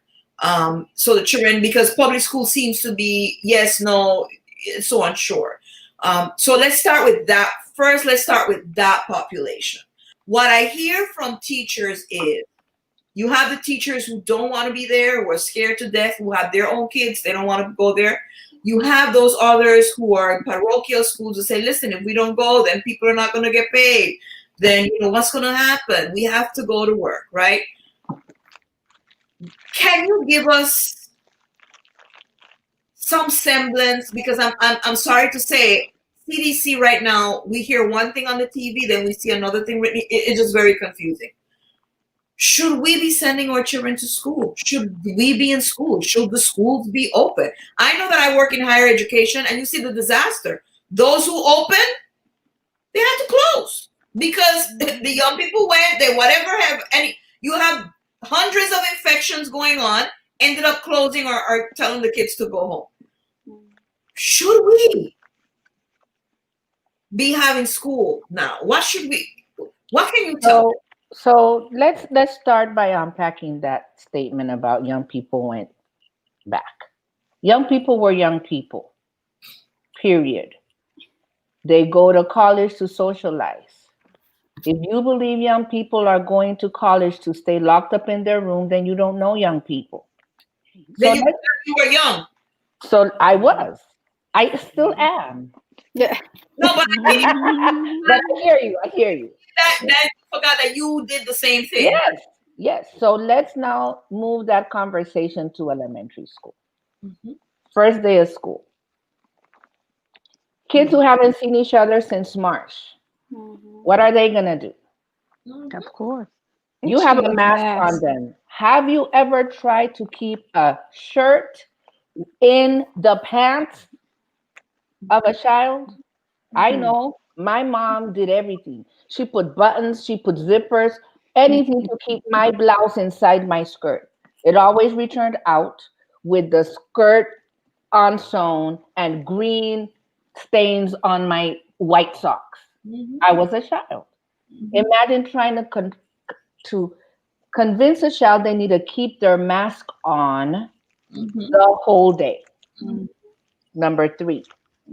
What happens when a child gets hungry or thirsty? Or see somebody eating something they like? What's going to happen? They're going to share it. Number 4. What happens with a child who has the sniffles in school? All over. So what happens with the parent who has to work and does not have childcare when that child has fever that morning and the medicine cabinet? Tylenol or Advil's coming out. The fever's coming down. By the time that child gets to school, they have no fever. And that gives that parent 3 or 4 hours before the nurse has to call because the medicine wore off to say, come pick up your child has fever. Right. And in all that time, any amount of temperature taking that you have planned, it's not going to show because that child is medicated not to show they have a fever because mom and dad have to go to work. Okay?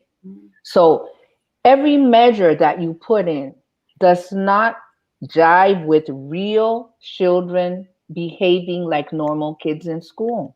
I don't even have to answer the question, should we open our schools? Unless you're doing a brain transplant on every child.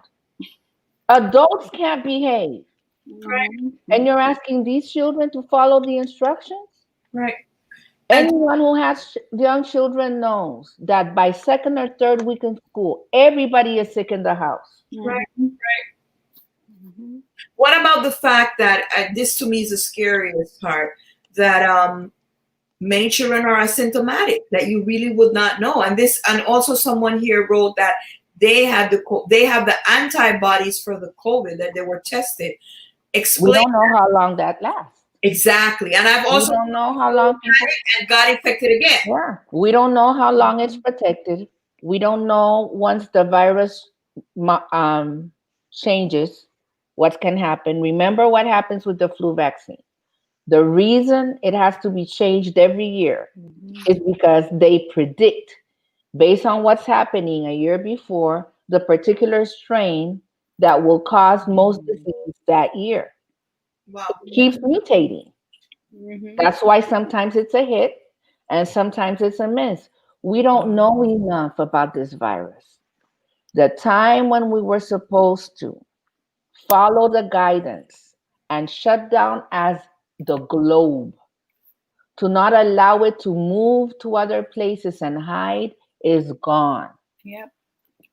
The time when we were supposed to eradicate this virus is over. Now we're talking control. We're not talking elimination. There's not going to come a time when there will be no coronavirus. That's gone. So now we're talking about what do we do to make it not as bad so that people don't get sick, the people that get sick can't survive, and the ones that get sick don't die. That's where we are now. This is eye-opening and this is very serious. So I get it, but let me put it out there. people who are saying, oh, we're, let's open our church and we're 25 people in and call and make an appointment and you come and, reckless. Ooh. It's reckless behavior. And as the minister of that church, you have the responsibility to take care of their physical and spiritual health. And if you haven't noticed at this point how your viewing has grown, not decreased, but grown, because people are able to watch online, and you're willing to risk it because some people say they want to hug each other in the name. And if people can fly and people can go to school, they should be able to go to church. That's being reckless.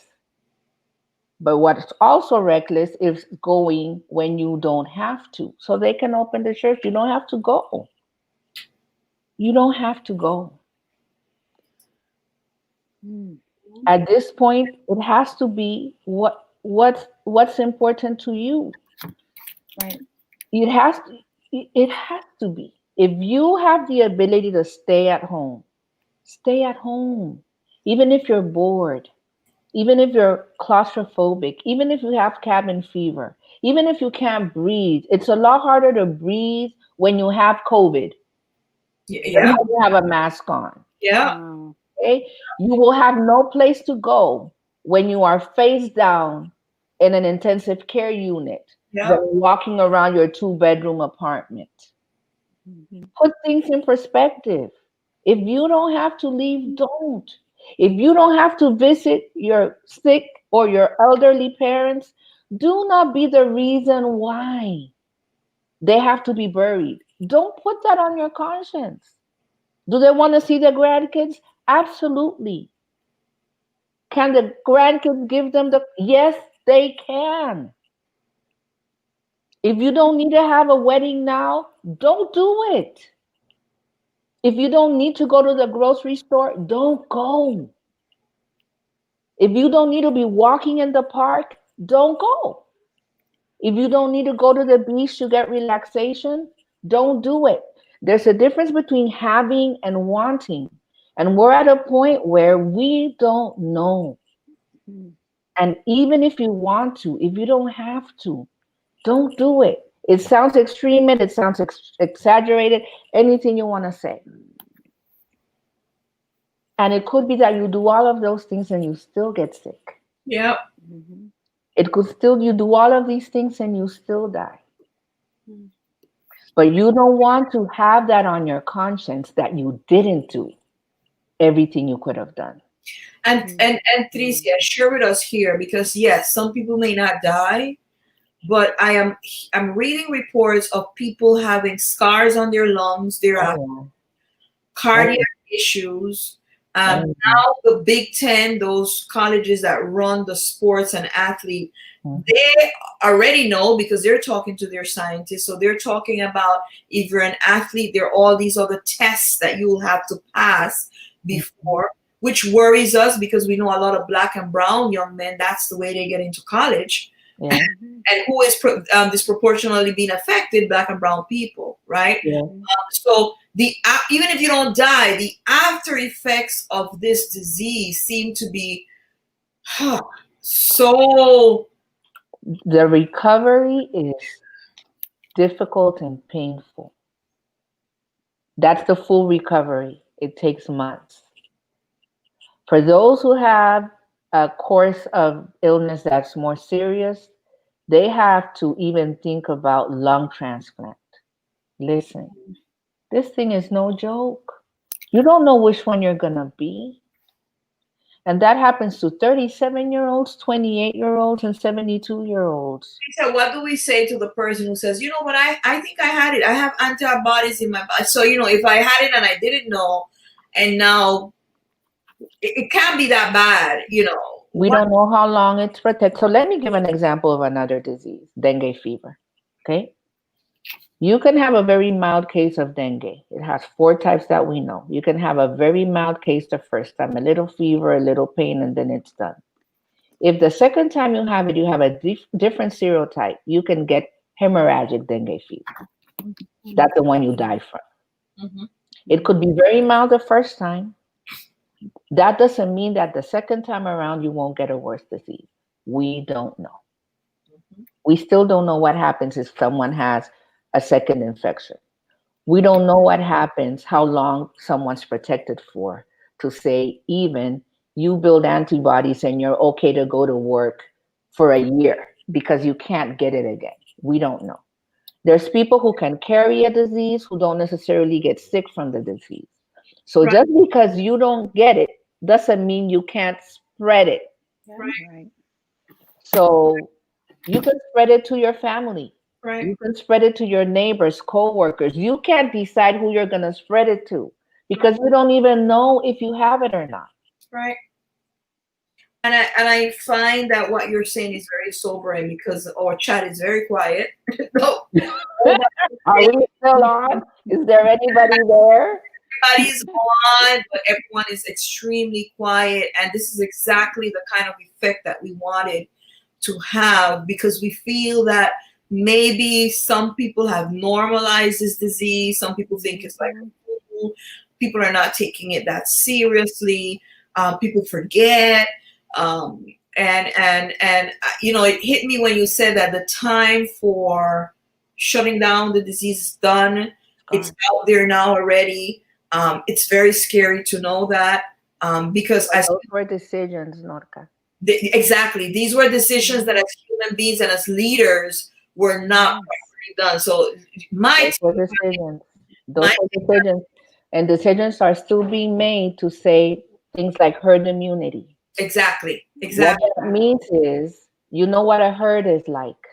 The weak ones are the first ones to die. That's right. And you're telling me then that you're willing to let people die. That's right. More people. That's right. And I don't think they've ever hidden their intention, because remember, there have been things about if older people die for the country, if children, let's put the brown and black kids to go to school first. I don't think anyone is they're really hidden their intentions. I think we need to be wiser. And those people amongst us were still wondering and thinking, oh, you know, I don't know what to vote for. Listen, lives of people have been lost because there was an egregious lack of leadership, I want to put it nicely, that occurred and is still occurring. You need to take stock of that. When I think about, go ahead, somebody else want to say? I want to speak specifically to people who go to church. Right now. I want to speak specifically to those people. When church started, it was small groups of people in people's homes. It wasn't this mega church 5,000 people experience. It was a small group of people that got together to study the word and to pray. And most of the activity of the church was in good works. It wasn't even in preaching and listening. The church was organized to serve those who needed to be served. That was the whole point of the organization, to be able to serve. Going once a week for 3 to 4 hours to be sitting in one place is not the real purpose. It never was. And mostly entertained? Yes, it never was. That wasn't ever the purpose of being organized in a religion. So you have a responsibility to become the church. That means you are the temple of God. That's what the Bible says. Everything you do, you need to take care of yourself as the temple.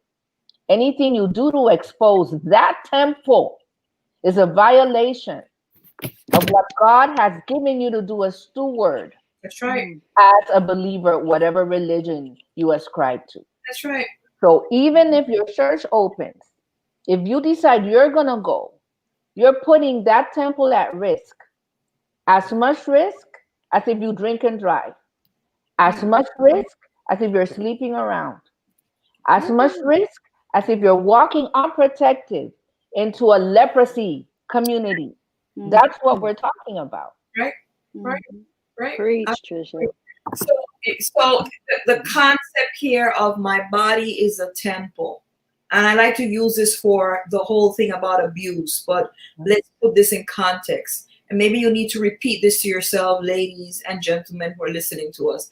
My body is God's temple. If we have that present, we will not be questioning and doubting whether we should go or come or putting ourselves in danger, because your body is a temple. And if it's a temple, then it needs to be protected. And on this note, we want to end. We're going to ask each one of the hosts to give you their final thoughts. Today, for our must-to-do list, we have a very special video that we want to share with you from Jill Scott, one of my favorite singers. She has a message for you. I want you to stay on, hang on until you get that message from Jill Scott. But at this time, each one is going to share their This has been a tough week. We've tried to handle all the issues, and there are more, but the major ones that have come our way. So take it away, ladies. Your final message, your final thought.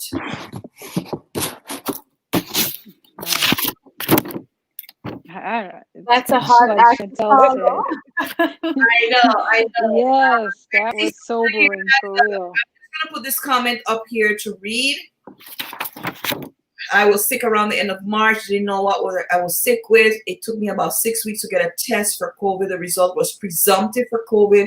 Please redo the test. I did not retest. Finally, I saw my PCP 2 weeks ago and did have the antibody test that came back positive for exposure to COVID. Yes, exactly. And this was during a time where I'm sure Sonia did not even know, was not aware. We were not told to wear masks. Masks were supposed to be in the mail and they never came to us. Like, there's so much lack of leadership and responsibility that occurred around this, that 200,000 lives are going to be forever, to me, on the head of leadership because of that. But anyway, let me set down. Yeah. Let's go to Shonda, Chantal, and Tricia. What are your finals? It's been a tough 2020. People were starting out by saying, hey, have that 2020 vision. It seems like that 2020 vision has been blurred, not a lot by our fault, but by the abuses and atrocities and trauma that's taking place. And I think if we continue, and you all can follow up on our Pink Room, if that just gives you some solace or some unity, rewatch, sit down, rethink. My thoughts are that there's just so much work to do that we have to think about ourselves, but think about our neighbors and those who we love in terms of their health, physically and mentally. And so all that I've heard, all the outcomes, it is work to do. Thank you, Shonda. Who's next? I just want to say, in addition to what Ms. Shonda said with the 2020 vision, I do remember that specifically on New Year's Day, saying this will be my year. This 2020 is the reclaiming our time. We were all saying it, and in some ways, 2020 has been that reset. It's been that reminder that maybe we need to go back to basics, right? In terms of how we treat each other, with the basic principles of kindness and respect and community. These are the things that I try to remain passionate about during these times. This is what centers me, being connected and being engaged. And in terms of what Dr. Tricia said, we also have to be accountable for our actions. And in some ways, since the inception of this pandemic, I have personally felt that I've had to be responsible for myself, for my family, and for my friends, because there was so much confusion or contradiction and confliction about who's saying what and who's doing what, and everybody doing something different. You have to be responsible. You have to take the time to do your research, And I think that, in some ways, people were lazy. People are lazy to read. They're lazy to engage. And this is the time. Now is the time to reclaim that time, to educate yourself, to be engaged, to get connected, to stay connected, to get the information, and to basically be a decent human being, and we can all take care of each other during this time. We have to. That's we all have a role to play in this. And so that's definitely something that I want to make sure that I tell everybody, especially my peers. I see you out there living your best life, and I'm just confused. Because I mean, everybody who knows me knows that I love people, and I love to travel, and I love to be doing all kinds of things. And this is the first time in my adult life that I've been this stationary. So if I can do it, you can do it. Okay? That's all I'm going to say about that. Thank you, Chantal. And then last thing. Just in terms of making sure, I know this is a very difficult time, and it's very overwhelming, and there's a lot going on. But I also heard this at a workshop a couple weeks ago, and I've said this before in a workshop, in a facilitated discussion that we've had before about making space for joy. And so, as difficult as these times are, as frustrating as they are, as challenging as it is, we have to remember to make space for joy and to do the little things that serve you, whether it's in a song or a meal or a movie or a show, a walk, watering a plant, whatever it is that serves you for that time. Make space for joy, make space for yourself. And remember to take care of yourselves, body, mind, and spirit. Those are the things that are keeping me going. So I hope everyone has a great week ahead. I know I'm not the last person to speak, but I just want to say I've really enjoyed this experience and being able to engage with you all and seeing all the comments in the section there. It's been a really great conversation, and I look forward to the coming Pink Rooms. So thank you. Thank you so much, Chantal. Great having you. Tricia, take it away. I think that we all need a pink room in our lives. Mm-hmm. I think that you need to find your sisters and debrief. You need to have somebody that you can talk to about the things that are on your mind and on your heart. And that is what the pink room does. It's like to trigger the dialogue. The real message hasn't changed since COVID began. There may have been confusion, but the most primitive of advice worked then and still works now. And that is be careful. Be careful. Don't engage in risky behavior. And I think that's what I can say. Thank you. Thank you so much, Tricia. Appreciate it. And I'm leaving you guys with this message from Miss Jill. We thank you again for joining us. It's been fantastic. You could have chosen to do anything else. We're honored that you decided to join. Hey, Queen. Sister, you have done it again. Constantly raising the bar for us all and doing it flawlessly. I was just thinking about you. And I wanted you to know personally that you are exactly where you need to be on this journey. So take a deep breath, okay? Relax. Extend yourself a little grace. I know that it can be challenging, life, but never lose sight of who you are, because you are golden. Now, don't get me wrong. Now, I know that everything ain't for everybody. There are going to be some doubters and some naysayers. But don't let those fools on the sideline get in the way of your greatness. Take pride in who you are, your style, your smile, your peaceful mentality. And remember, always remember, you are 100% that queen.